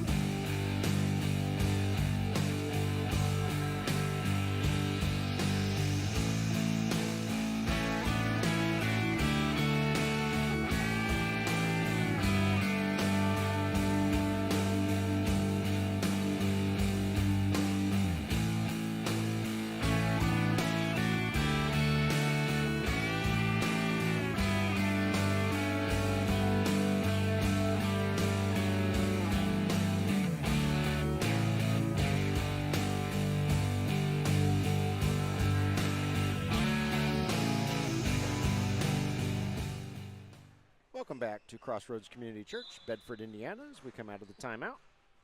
Fayetteville Lions inbound. And we'll see if they can dig themselves out of a 13-point hole here.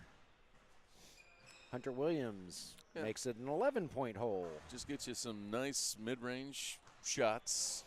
Yep. But don't let it get too far out of hand. And then hopefully you can get some stops on the other end. Cooper Staley fires up a 3. It won't go. Rebounded by Hunter. Yep, rebound. Do some rebounding. Lots of time left. Over 7 minutes. You can't. Zimmerman, Burke Zimmerman You can't get it to go. cannot Brett get Zimmerman with the impatient. rebound. You know you cannot. Cooper Staley shoots, won't go.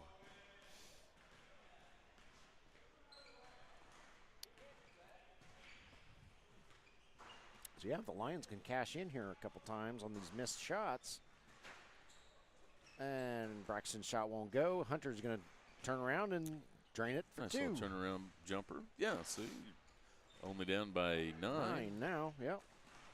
Cooper Staley puts it back up to 11. Lucas Slayton with the ball as he brings it up the floor. And now he crosses center court. Slayton looking for some space. Brett Zimmerman gets the club up there and knocks it out of the air, but there's a whistle. And White Wemby is going to get dinged with a foul. Yep, she's gonna call a foul on that one. So Lucas Slayton will go to the line to shoot 2.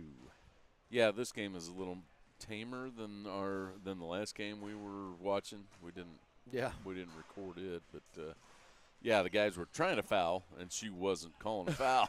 Yeah, they were getting into upset. the game, and yeah, well, it's a foul. Got teeth flying everywhere. Yep. Oh, foul. Lucas goes 1 for 2 from the free throw line. And so the Lions are within 10 as Brett Zimmerman brings the ball up the floor. Zimmerman playing guard now.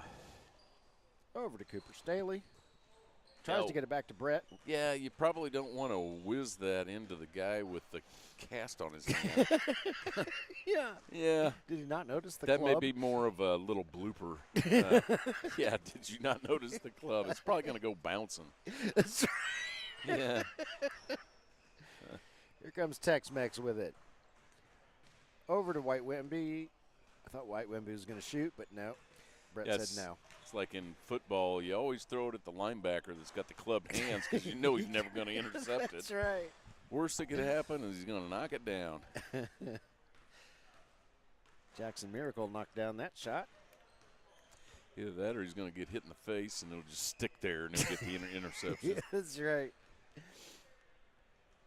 Lucas with the long three-pointer. Oh, you really don't want to do that. These guys need a coach. And Tex-Mex. There you go, shoots and Tex-Mex. scores. Yeah, see, that's what the Wet Bandits are just, yep, turning on the faucet now. Hunter Williams. But he got did he get a 3? Yes, he did. All right. She's calling 2 over here. Oh, they put 3 on the scoreboard. They did put 3 on the scoreboard. Okay. I did not see the signal.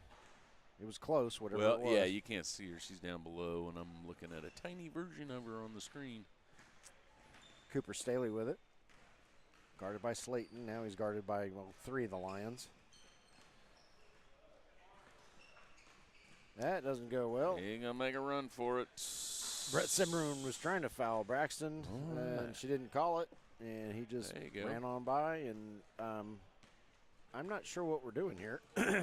Wet Bandits only have – no, they have 5 on the floor. Okay. Yeah, they do the side-out thing where, okay. you know, I don't know how many they can change at one time, but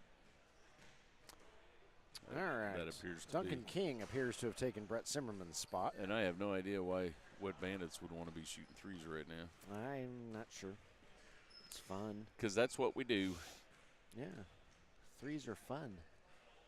Slayton's shot won't go. Rebounded by King. Logan Miracle got it. Nice fadeaway jumper there from number 18. Wet Bandits up by 10. 3:37 and counting left in the second half. Burke Zimmerman got it. 3-pointer. Okay, got that one. The little Zimmerman, who's probably, 6'1" instead of his brother, who's 6'5". Is he just 6'5"? I thought he was like 6'6", 6'7". He'll take it. I'm just making it up. Okay. Tex-Mex shoots and scores. Good drive by Tex-Mex.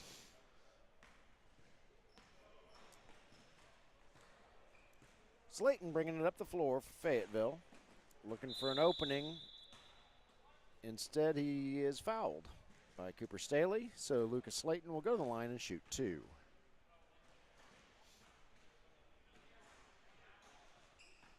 All right, good time to put some points on the board with the clock stopped. And Lucas does just that.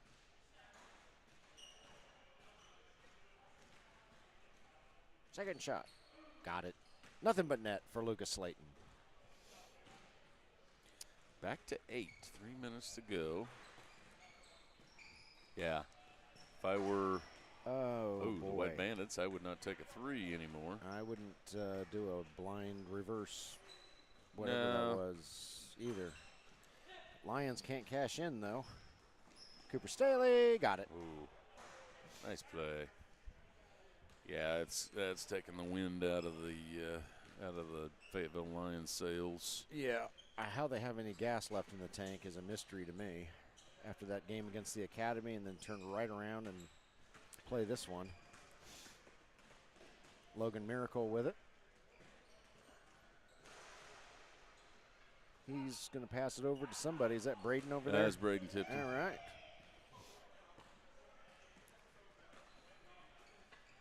And Lucas Slayton scores 2 for the Lions. Back to 8. Now is when we're going to need some threes. Cooper Staley with it. It would do well to stick with it for some time. Yeah, okay. They're not making any progress, getting much closer. Miracle shot won't go. That one will. Well, that was Hunter Williams. Back to 6. Yep. Yeah, let's see if they can get a stop here. Take it to 4 or possibly 3. Mm-hmm. Well, Wet Bandits, well, of course, he hits that one. Yeah. But they're shooting so quickly, they're leaving all sorts of time for the Fayetteville Lions. Yeah, ill-advised three-pointers with this tight of a game. But, yeah. Cooper was fortunate on that one. It fell. You do you, big fella. Hunter Williams. Oh, goodness. Can't get it to go. However, it's rebounded and put in by Corey Hansen. And Corey intentionally purposefully fouls Tex-Mex. Gonna put him on the line. As we have 1:03 left, Fayetteville down by 7. We've seen a lot more of that this year in these last 3 games than we did at all last year. Yeah. Of course, they are a lot closer games. Mm-hmm.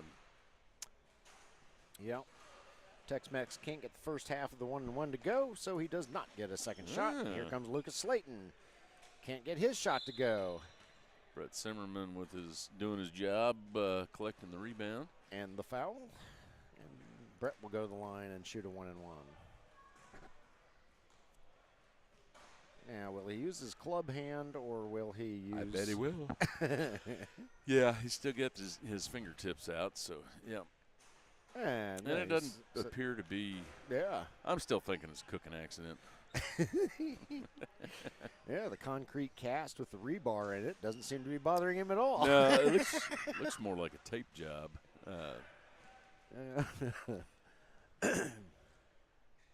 It does indeed. Okay. Maybe he got a tattoo on his hand or his wrist. And he's just hiding it from mom and dad? Yeah. Okay. Yeah. Maybe it's a anchor with mom on it. He doesn't want his mom to see it. It's going to be a surprise. Minotaur Streaming, yeah. Surprise for her birthday. The hell I'm getting. That's probably what it is. Yeah, I'd say it's probably a good 90% chance that it is. It's almost half. Yep. So he got the tattoo, and then he had the cooking accident. Okay. And that's when they had to put the rebar and concrete cast on him. Now it looks like there's algae all over the anchor. Okay. 6-point lead for the Wet Bandits. Yep. 34.5 left to play. Fayetteville Lions trying to pull off a miracle here. And I think Lucas Slayton will go to the line, shoot 2. Shooting 2 or 1-1? 1-1, says the referee. Okay. So she's obviously watching Minotaur Streaming and heard you ask I that. was going to say this would be the appropriate time for her to say whether it's a 2-shot foul or a 1-and-1. This is the second shot of a 1-and-1 after he made his first. And he makes them both. And watch out, Wet Bandits. The Fayetteville Lions are not going anywhere. Nope. Okay, it's going to be a free throw challenge coming down the stretch here. 28.7 left. Cooper Staley will go to the line. That will be a 1-and-1. Yeah. Just for good measure, fouls him again at the foul line. Just to make sure she saw it. And he gets the first one. All right. Cooper. Everybody draining him. Second one. Good. All right. Come back the other way. Yeah, and actually, it wouldn't be, I'm not sure what that was, but. I think Lucas thought he got fouled and nothing was called. And I think he just kind of threw that one up. And I think the Fayetteville Lions are throwing in the towel. They have conceded. So. Right, trying to pad the stats. Yep. Oh, I think. Three-pointer comes up way short. Jackson Miracle says no more of that. Oh, well, maybe. So he says, okay, take one more. Yeah. Do a little bit better this time. There you go. There you go. Hits the garbage three-pointer as time expires. Oh, about nailed a Sycamore down here at this other end. They're already warming up. Final score, 102-93. Wet Bandits prevail over the Fayetteville Lions. And give us a couple of minutes to take a break, and we'll be back with Game 4.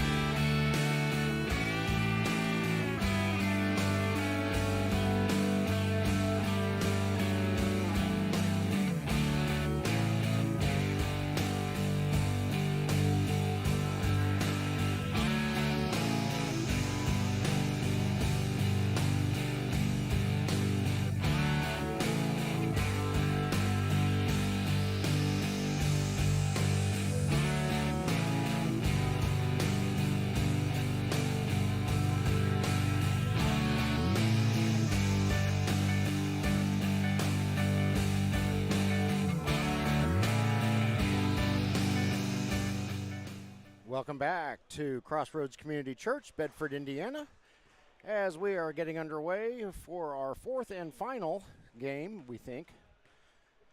This is going to be the Ravens versus the Sycamores. Ravens in the purple and black uniforms, Sycamores in the light blue, very similar to Indiana State colors. And we're off. Ravens secure it. And shot is up. Shot is good by Caleb Gibson. And of course, I am what, 1 for 4. When we get a break in the action, we'll put up some rosters. We just got the actual roster for the Ravens, but I don't want my creativity to go to waste, so we'll show you the fake roster for the Ravens, and then I'll tell you who the guys are. Yeah. And that is Caleb Gibson again, hitting a tray. So, Ravens out in front, 6-0. If the name is to be believed, that is Cam Rahill. Yes, it is. Can't get his shot to go. Rebounded by the Ravens. So we were supposed to have 5 games today. We were going to take a break after this game for an hour and come back with a 5th game. And Nate up and in for 2. Nate. But that game was going to be Ravens against DC Select, and DC Select did not show up for the earlier game, so we are going to assume they are not showing up for the second game either. And we're going to call it a day after this one. Ravens out to an 8-0 lead on the Sycamores. There's one of the Perry boys, I can tell. That was Rylan Perry. And shot won't go for the Ravens, so here come the Sycamores. Shot is up. Shot is good by Cade Klusner, and the Sycamores are on the board. And that is a mighty fine farmer's tan old Cade's got there. Yep, just got out of the field. Nate with the ball. We know his last name, but we've been sworn to secrecy. Yeah. We theorized last year that he's in the witness protection program, and so he doesn't want anybody to know. Well, that nobody can pronounce it, so it's You're right. It's a very complex name. yes, it is. Yes, it is. So for a good portion of last season, we did not have Nate's last name, and so we just called him Nate. And he will forever be Nate to us. We need a little air moving in this in this gym. It is 95 degrees outside. It's toasty. And fortunately, Crossroads Church is very well air conditioned. Yes, it is. Thank you. Yes. Yeah, one of the nicer venues. It's not stuffy in here at all. No, Caleb Gibson can't get either of his free throws to go. And Sycamores have no luck down on the other end, so here come the Ravens again. This is Rylan Perry with it. Throws it over to Clayton Titchener. And both of these teams have fresh legs. Yes. So, yeah, should have some decent scoring. Well, I would say in the beginning stages of this matchup. Sullivan puts up a shot. It won't go. Owen Sullivan, that is. And here come the Ravens. So is there a letterman on this team? I don't know. Sullivan, Rahill, and Letterman. Yeah, that's right. And they're called the Ravens. Ravens passing it around. Nate with it. Throws it underneath. Shot is up. Shot finally falls. That is Edmund Neely. I think just wanted to sit there for a while. Neely finally gets it to drop. And here come the Sycamores. There you go. Passing around, boys. Yep. Nice. Justice Woods with it. 10-4, Ravens in the lead. Now, I did not know the Ravens' team colors, so I just guessed and made them orange and black. They are purple and black. That was way off. So they'll change. I will fix that for the next time that we see the Ravens, which I want to say is next week. Yeah. We'll get you guys. Yep. I don't think your tens of people that are. You never No, know. I'm just kidding.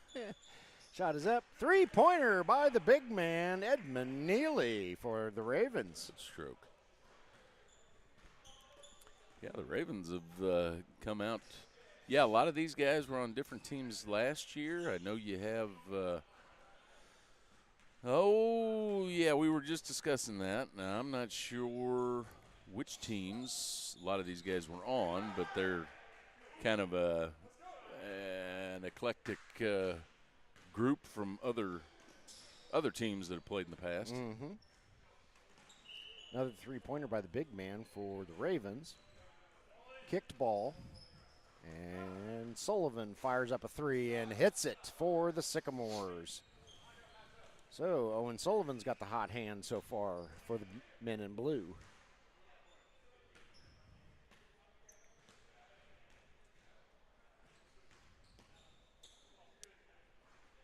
Ravens passing it around. Yeah, they got a wide open lane. Shot is up. Shot is good by Ryland Perry.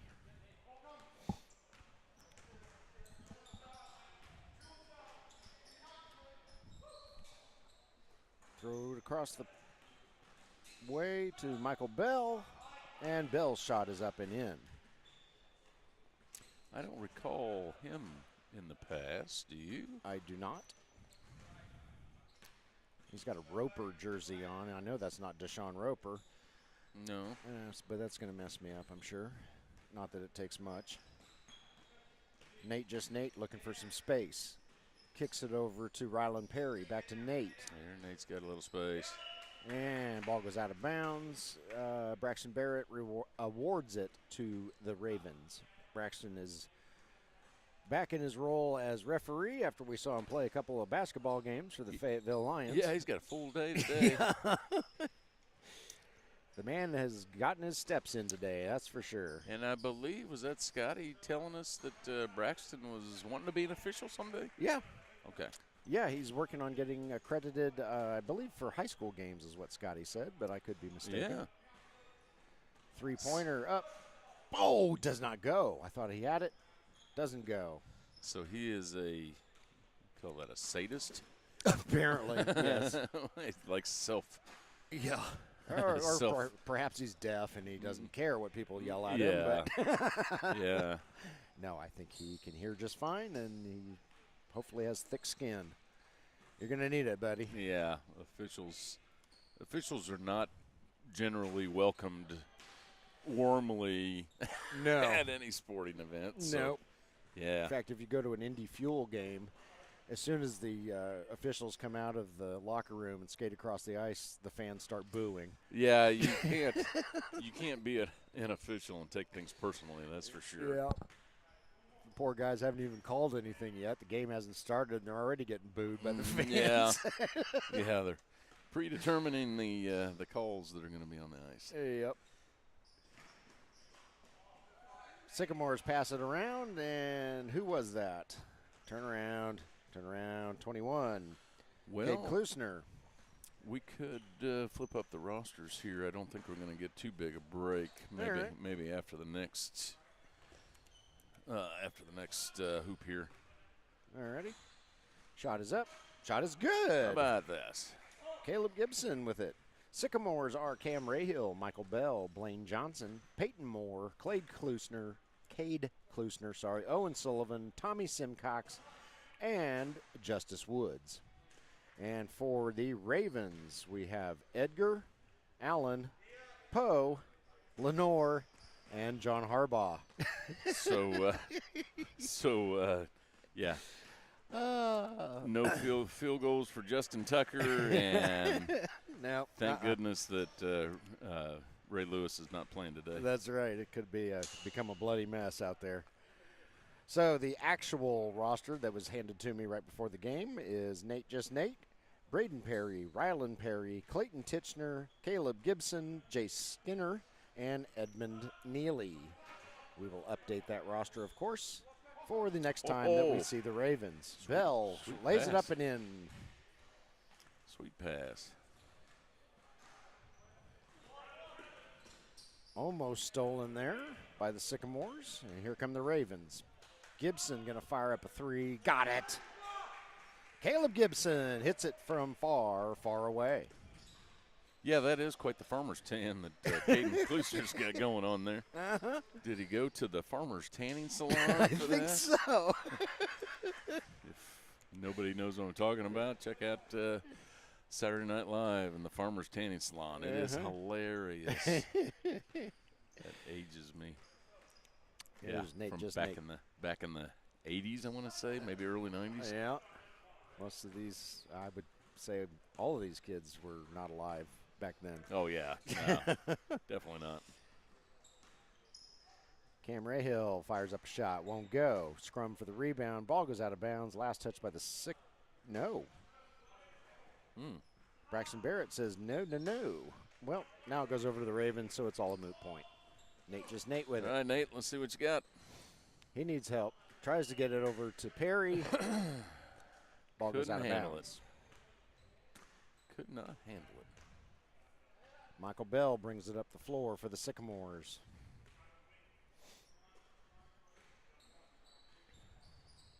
Bell got it from three-point range. So 29-22 is the score. Ravens up by 7. They were up by 10 until that well-timed three-pointer. Nate just taking a look at the clock, wanting to see how much time he's got left. He's still got half of the first half to go. Gibson's shot a little bit short, rebounded by the Sycamores. Sullivan can't get it to go, but he draws the foul.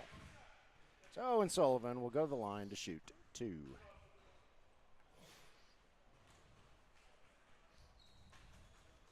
I remember Owen from last year, and Cam Rahill, Yeah.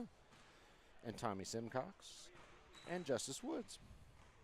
A lot of familiar names here. It's all starting to come back to me now. Justice Woods with the majestic beard. Yes. He had a majestic beard last year. Both shots are good. Sycamores are within 5. Nate bringing the ball up the floor. Shot from the free throw line is good for 2 for Nate. Michael Bell over to a teammate. Can't see his number. Shot is up. Shot is good by Owen Sullivan.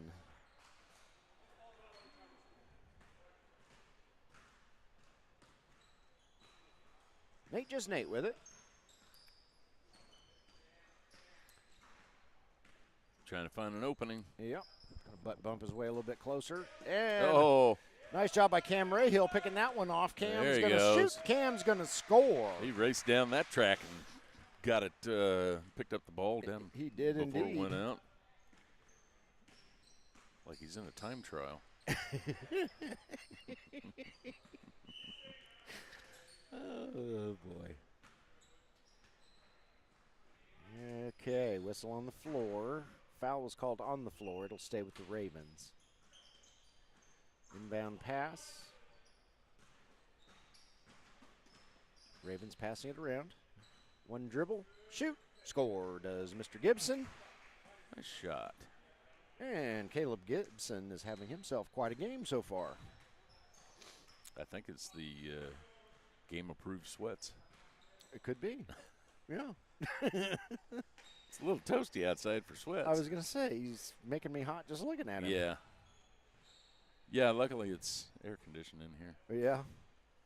Maybe he gets cold easily. No, it could be. Got a lot of guys like that. Yeah.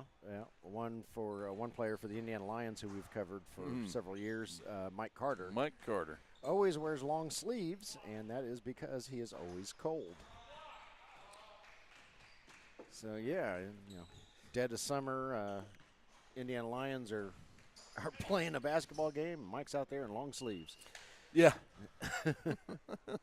Like, man, aren't you hot? No, Yeah. I'm still freezing. Yeah, that's right. Titchener with it for the Ravens. He's assessing his options, decides to hand it over to Perry. And we have a whistle. I don't know why. Wasn't a timeout. No. Ravens still have it.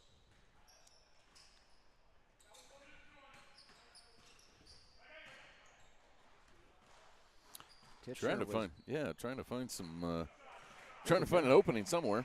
Rylan Perry buries it from 3-point range. I say Titchener was about to get trapped off the court, and he managed to find a teammate.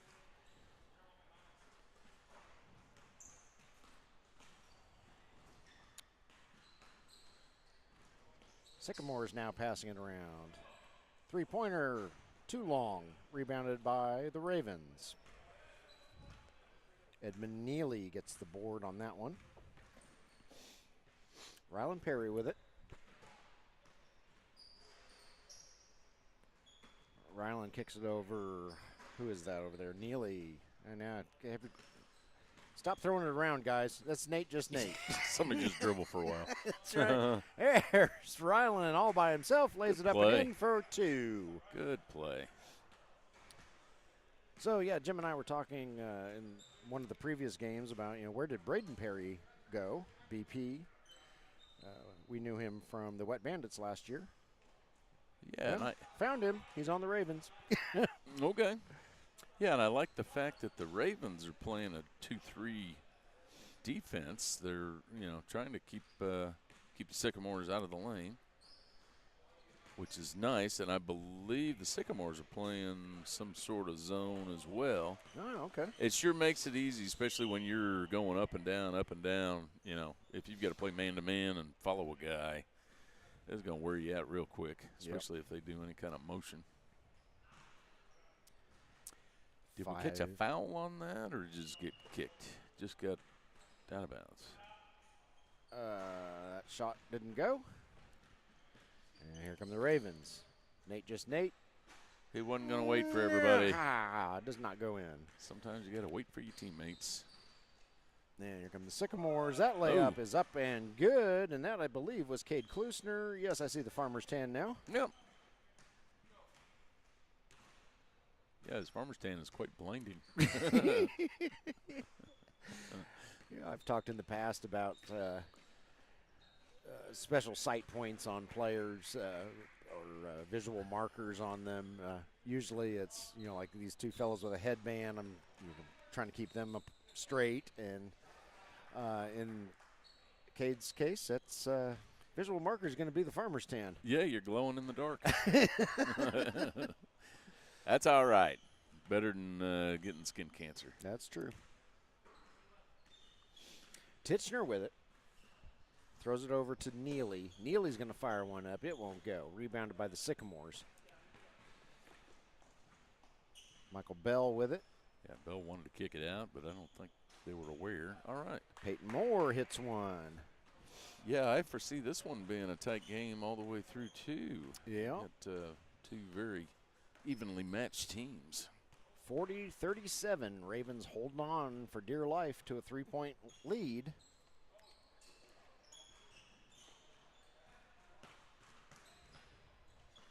Caleb Gibson is getting bothered by Justice Woods. So he hands it off to Rylan Perry. Over to Nate, just Nate. Yeah, the Sycamores are playing man-to-man. Leaving that lane wide open occasionally.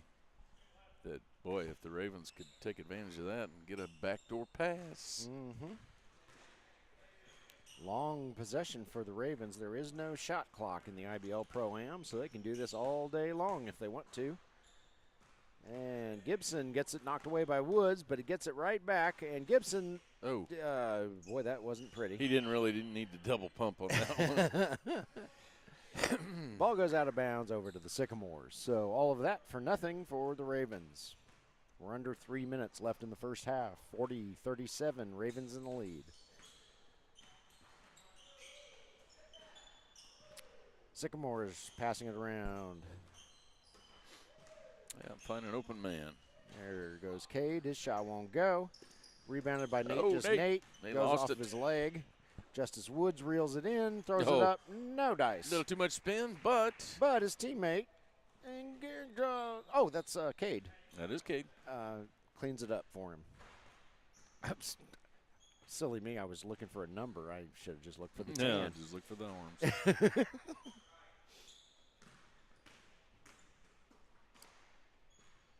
Big man fires from 3-point. Oh, in and out, won't go. Edmund Neely says, blast it. That was a rattler. There goes Moore. Lays it up, scores, draws the foul. So, Sycamores take a lead, 41-40. And Peyton Moore is going to try to make it a 2-point lead here from the line. Shot is up. Shot is good.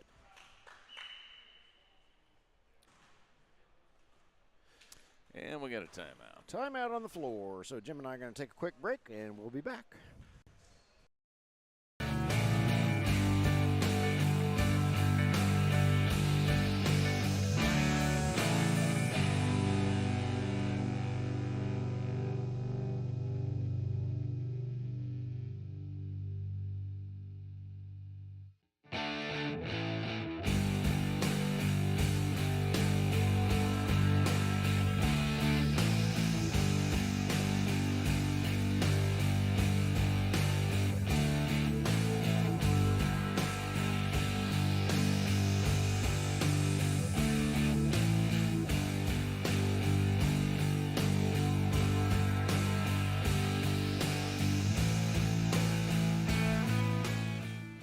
We are back, Bedford, Indiana, Crossroads Community Church.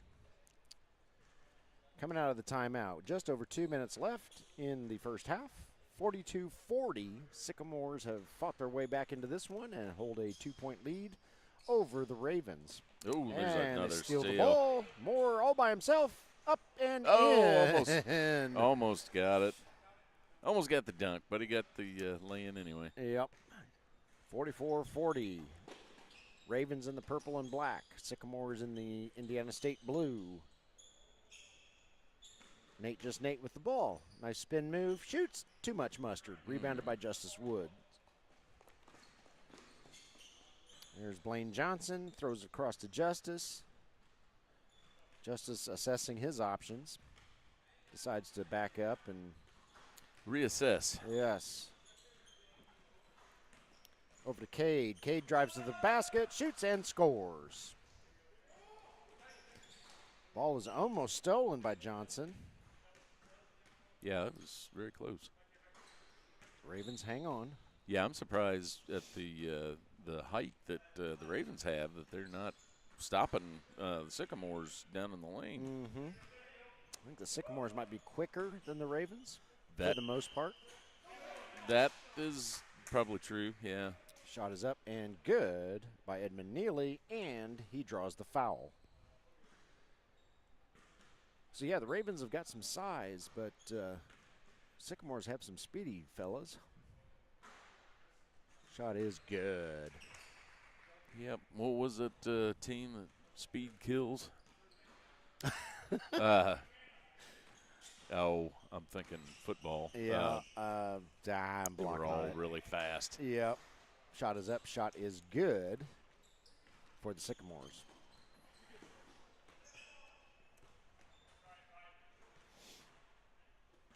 Ravens passing it around. That was Peyton Moore, by the way, who scored for the Sycamores. You got 15 seconds left in the half. Titcher's shot won't go. Scrum for the rebound. Sycamores come out with it. There goes Cade. Nice move. Kicks it over to Cam Rahill. Cam's going to fire up a three. Got it! Oh! Beautiful shot by Cam Rahill. And that'll do it for the first half. Sycamores 51, Ravens 43. And, Jim, you got a highlight? I did have a highlight, and you know what? Yeah. Nice. This was oh, yeah. I just could not quite get the it's a lot higher than I can jump. yeah, my new logos are not. There we go. There we go. All right. So we'll see you in about 2.5 minutes after halftime.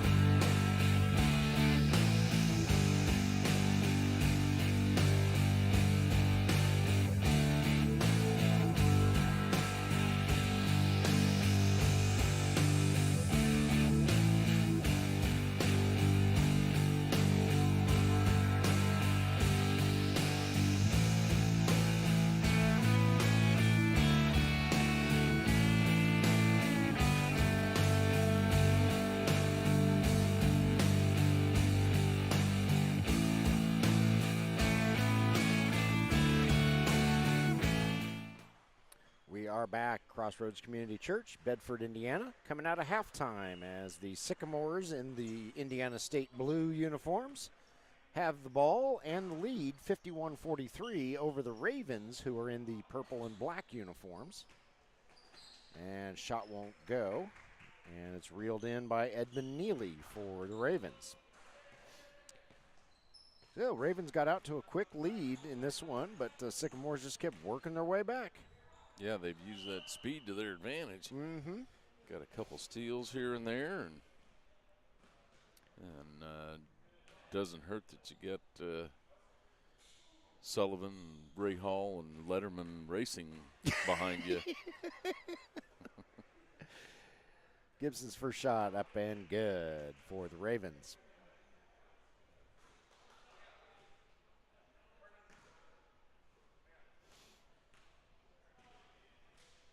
Second shot, good. All right. So Sycamores now bringing it up the floor. This is Michael Bell with it. Over to Owen Sullivan, over to Cam Rayhill. Over the river, through the woods, to grandmother's house, and Cam buries a three-pointer. Nice. From way downtown. Yeah, and I have a feeling Cade Klusner's just got done baling some hay recently. Oh, he's got an outdoor job of some sort. Yeah. This is true. And he wears short sleeves. We know that. Yeah. Hey, knocks the ball free. Here comes a little too strong for Cam, but a teammate can't get it to go in. That last pass was a little too late. Lane Johnson had no luck. Already under the backboard by the time he received it. Nate can't get his shot to go.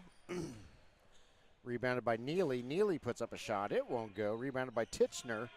And Titchener finds the magic touch. Scores 2 for the boys in purple.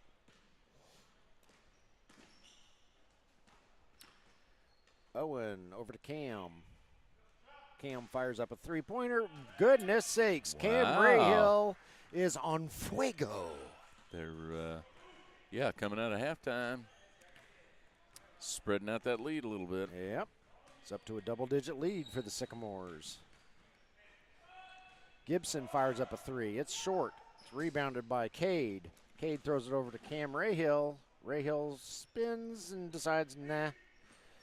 So, beautiful three-pointer there by Michael Bell. And the Sycamores are turning it on here, up by 13 early in the second half. Yeah, and this Ravens team is no slouch. No, They got some big guys, good ball handlers. Yeah, there's a good muscle move. He's going to get an and one. That is for his efforts. Clayton Titchener. While Jay Skinner is on the roster for the Ravens, I've not yet seen him on the floor, which I find highly unusual if he is in the building. So I'm guessing they are without his services today. That is quite a possibility. And Braden Perry is also missing. So that hurts him a little bit because Braden's a quick little fella. Little in basketball terms. He's probably much our larger height. than us. He's probably all right, but next to some of these trees. Yep. Cam Rayhill. That pass got away from Kluge. Nate with just a steal. Nate. Oh, goodness. He gets an and one. Heard that one, yep. Nate earned that and one. And that's how you get back into it. Making some strong drives like that. Just keep making twos, making strong drives, get your three-point play from the free throw line. That's not going to hurt anybody. Can't get a shot to go. Rebounded by Cam Rayhill. Here come the Sycamores. Pass is too long. Here comes the Ravens. For Cade Klusner, and so the Ravens will get it back. Timeout on the floor. Jim and I are going to take a quick swig of water, and we'll be back.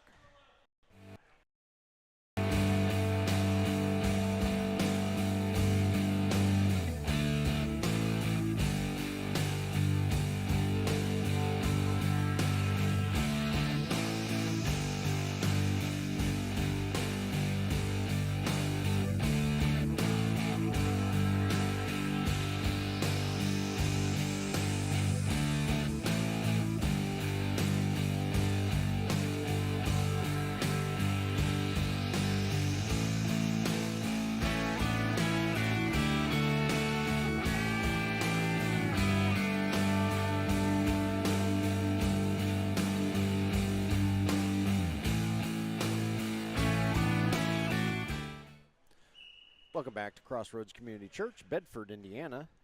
As we come out of the timeout, Ravens with the ball. And they're starting to get themselves together here. And after they had gotten down by 13, they're back within 9. Get a second wind. Yeah, getting some momentum here. Yep, don't get panicky. Titchener out to the big man. Big man hits it from three-point range. Edmund Neely has been lethal from outside the arc.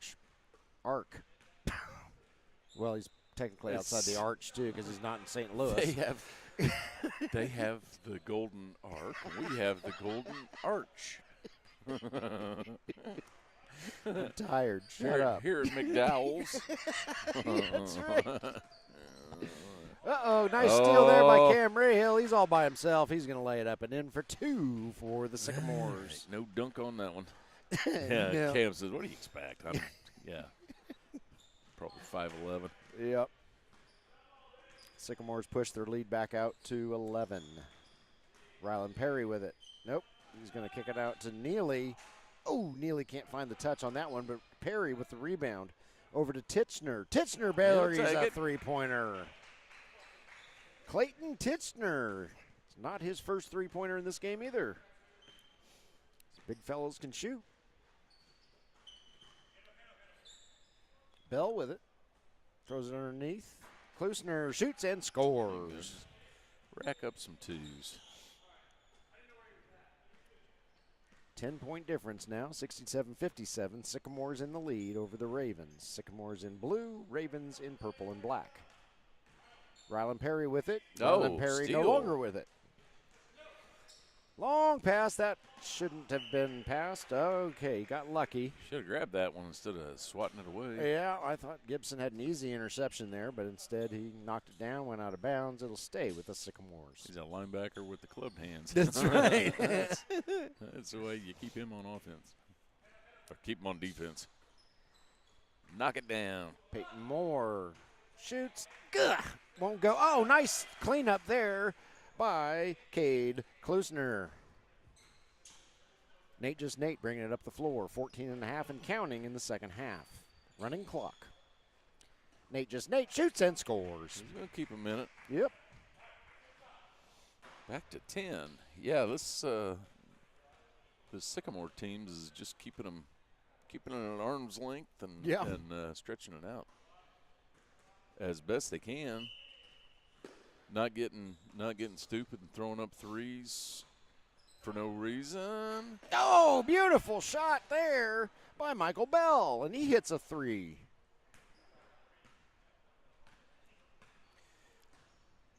Yeah, Sycamores back out in front by 13. I thought the Ravens had something going there, but Sycamore said, yeah, enough of that, and we're going back out in front by 13. That is Titchener under there, and he needs some help. Throws it over to Gibson. No. Oh. Can't get it to go. Volleyball game breaks out, and Michael Bell gets clocked by Nate. That was Nate. He'll be on the floor.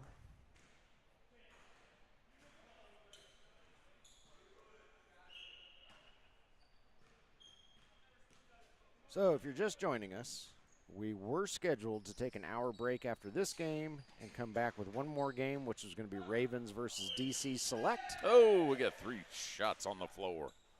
However, DC Select did not show up for their first game, and we're not going to wait around and see if they show up for their second game. No. So Yeah. this will be it for us today. So we will have shown you 8 of the 14 IBL ProAm Gold Cup teams this summer. And if you did not see your favorite team today, it's either because your favorite team is DC Select and they didn't show up, or we will be covering them next weekend. Yeah, and I tell you, the one of the impressive teams that we did not see today, but we watched in person, was the Academy. The Academy, yeah. 4 guys. Yeah. Yeah. And, boy, they knew how to cover the court. They were all athletic, all in shape. Yeah. All a little bit more mature than these other younger fellas, and ended up winning by, what, 10? Somewhere in that range, yeah. They have a number 12 for them. I don't have a roster for the academy. Hint, hint. So I don't know number 12's name, but goodness sakes, he was athletic. Yeah. So, And the other guys knew they were smart. I mean, you don't have to be the most athletic. What was that? it was a missed dunk. Cade tried to jump off the hay baler and slam it home, but it didn't work out well. That doesn't always work out well.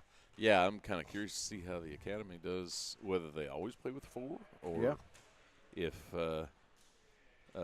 get them against one of these other real good teams and see how that's going to play out. We have them next weekend playing the Sharks, I believe. We did not see the Sharks today, so we will see them for the first time next week. So it'll be fun. We are going to try to do 5 games again next weekend if everybody shows up. Yeah, and if you don't get us your rosters, we'll make one up for you. Correct. You may not want that. Probably not. Now, Ravens fans, don't worry. I will get your roster fixed up for next time, and I'll get your logo fixed up for next time. Yeah, and maybe sometime through the week, because 10 minutes after the game starts is not easy for us to display what you've given us. Yep, I appreciate Nate giving us the roster, but a little more lead time next time, buddy, next season. Yeah. Oh, goodness. Well, it is kind of that's coming from the guy who we learned his last name after the final game last year. Yes. Of course, that wasn't a big deal. No. All right, Ravens, you're digging yourself a hole here. Yep, Sycamores have opened it up to a 15-point lead, and they show no signs of slowing down. Yeah, there's no reason for the Sycamores to be taking 3-pointers right now. Owen. Yeah. And then they crashed into each other. The ball goes out of bounds over to the Ravens. Was that Sullivan that crashed into Ray Hill? That could have been nasty on turn 3. That's right. No, he crashed into Peyton Moore. Oh, okay. All right. That's okay then. Won't have any big black marks up the wall. That's right. Oh, goodness. Ball gets swiped from Rylan Perry, but the Ravens swipe it right back. And Rylan gets another chance at it here, and he's good. Woo, the suspense on that one. Everybody hold your breath. All right, here come the Sycamores.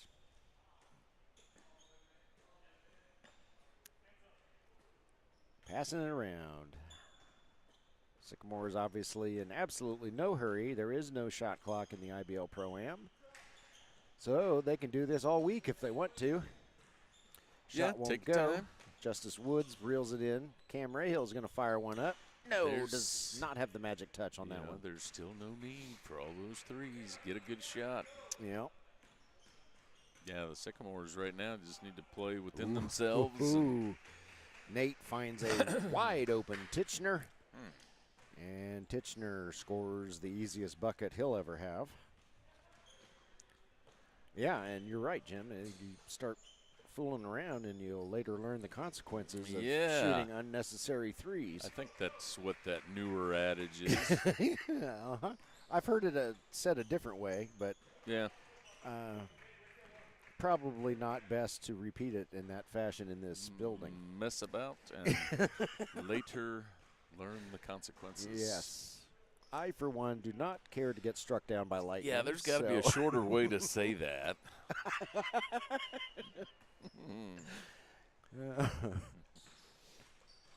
Oh, nice move there by Nate. Little nifty ball handling to get through traffic. Yeah, working on his ball handling a little bit. And Rylan Perry gets fouled, can't get the shot to go. And so he'll go to the line to shoot 2. I can't tell if Rylan took a forearm to the face or what's going on. It looks like he's got some discoloration under his eyes. He is very light skinned, or light hair color. So maybe he just It might be the light flushes. angle. Didn't put his makeup on before the game. Yeah. Oh, I just got a better look at his face. I think it's just heat. All right, whistle on the floor. 9:41 left in the regulation. 76-69. Ravens making a push here. They're only down by 7.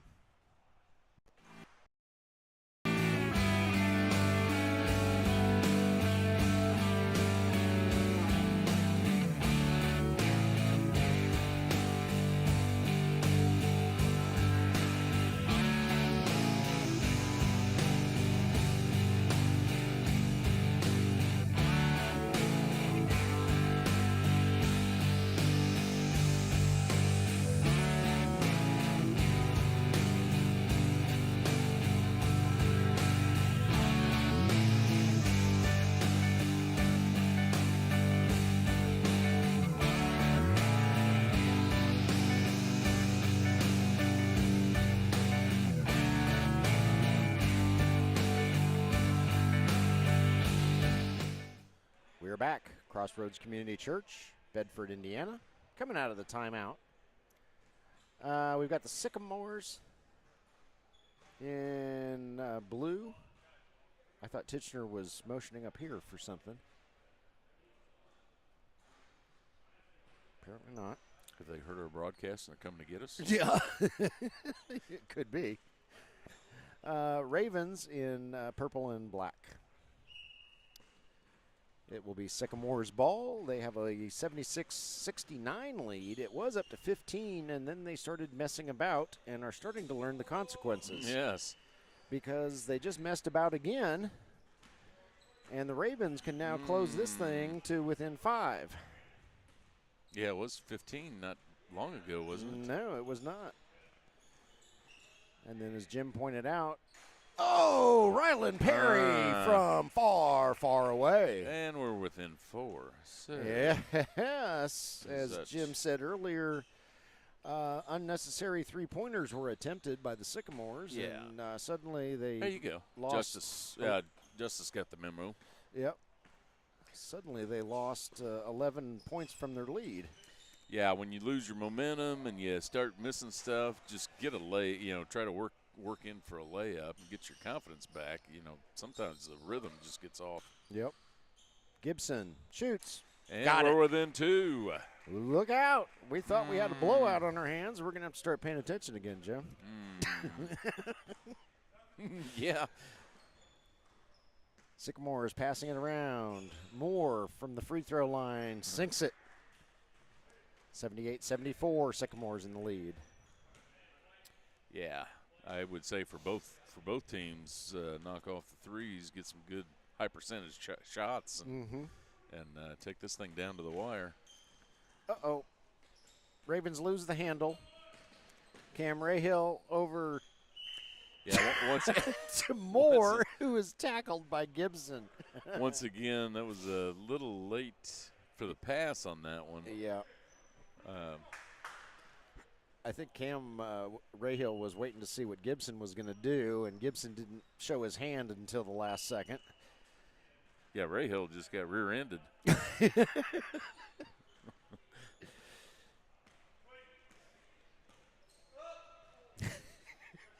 Okay. Yeah. Oh. Everybody who's listening to us for the first time is like, it's Ray Hall, moron. It's not Ray Hill. Yes, we know. It's a continuation of a He's got to be related somehow. joke from last year. Timeout. Was that an over and back on Nate? I don't know. Got another timeout on the floor. We're going to take a quick break. We'll be back.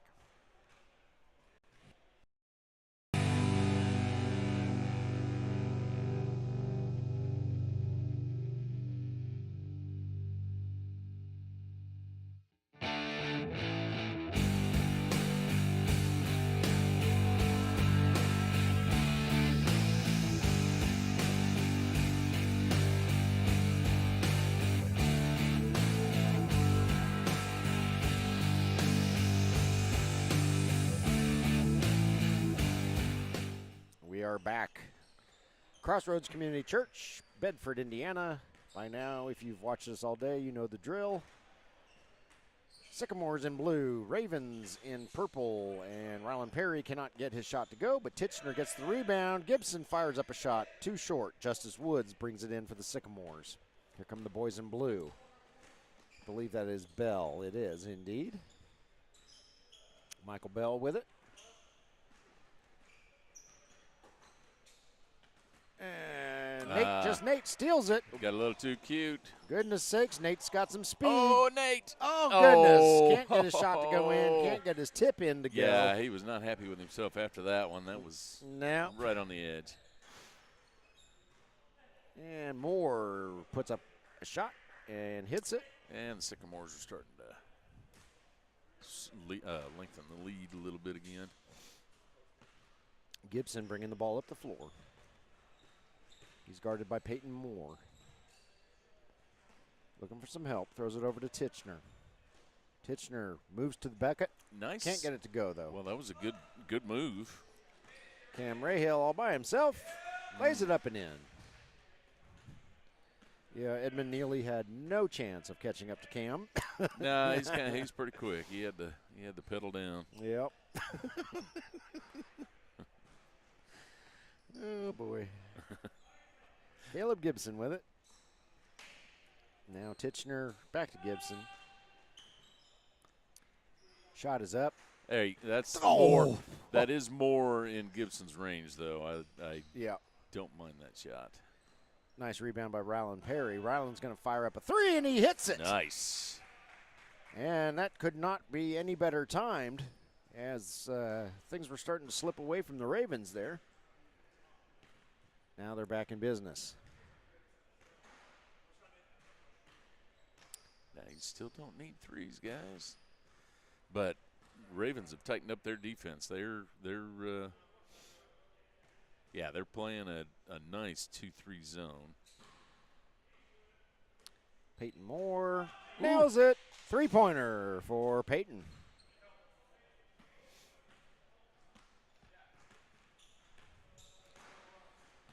Gibson brings it up the floor.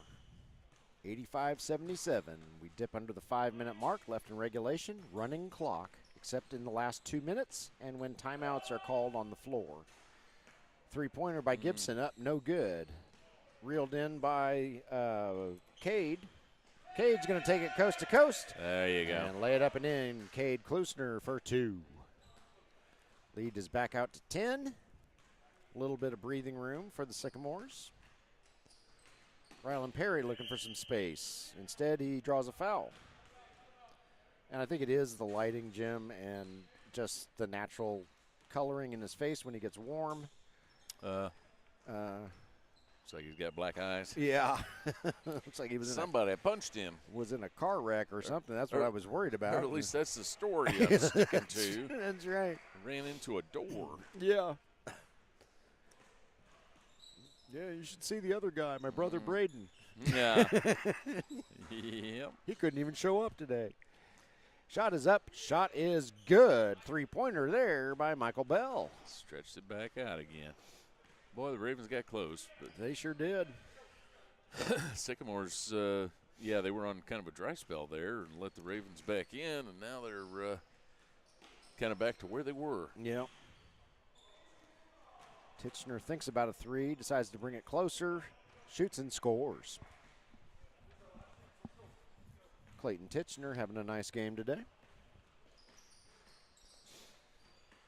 Cam Rahill gets it swiped by Rylan Perry.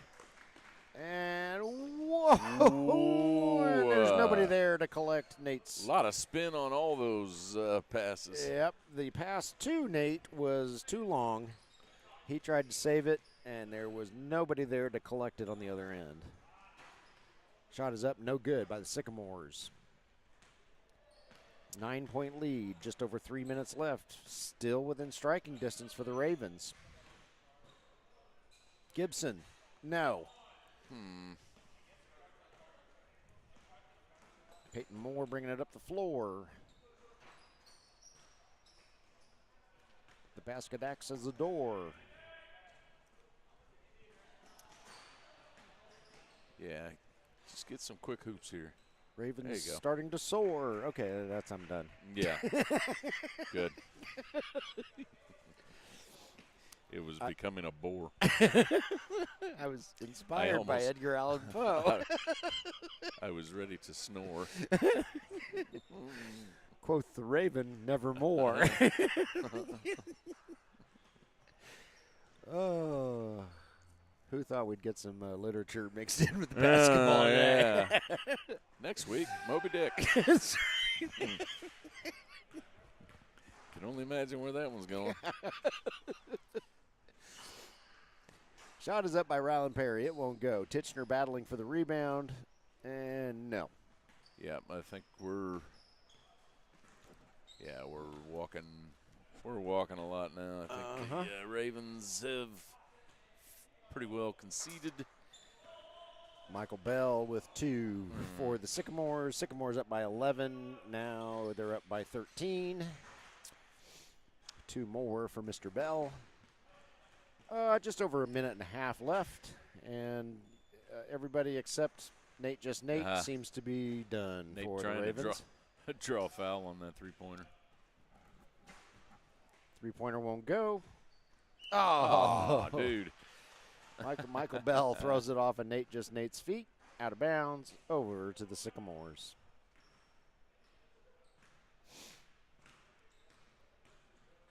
All right, so one more time for the folks in the back. We are not sticking around for an hour and then another game because DC Select did not show up for their first game. So we are going to assume they will not show up for the second. We're going to pack it up after this one, and we will be right back here next Saturday featuring every other team in the league that we did not get to today. And we can't wait. So be sure to subscribe to YouTube. That's a concession. .com/@Minotaur Streaming. And your final score in this one, Sycamores 96, Ravens 83. I'm Eric Ivey. I'm here for Jim Holtzclaw. Together we are Minotaur Streaming, and we thank you for watching. We'll see you next week, folks.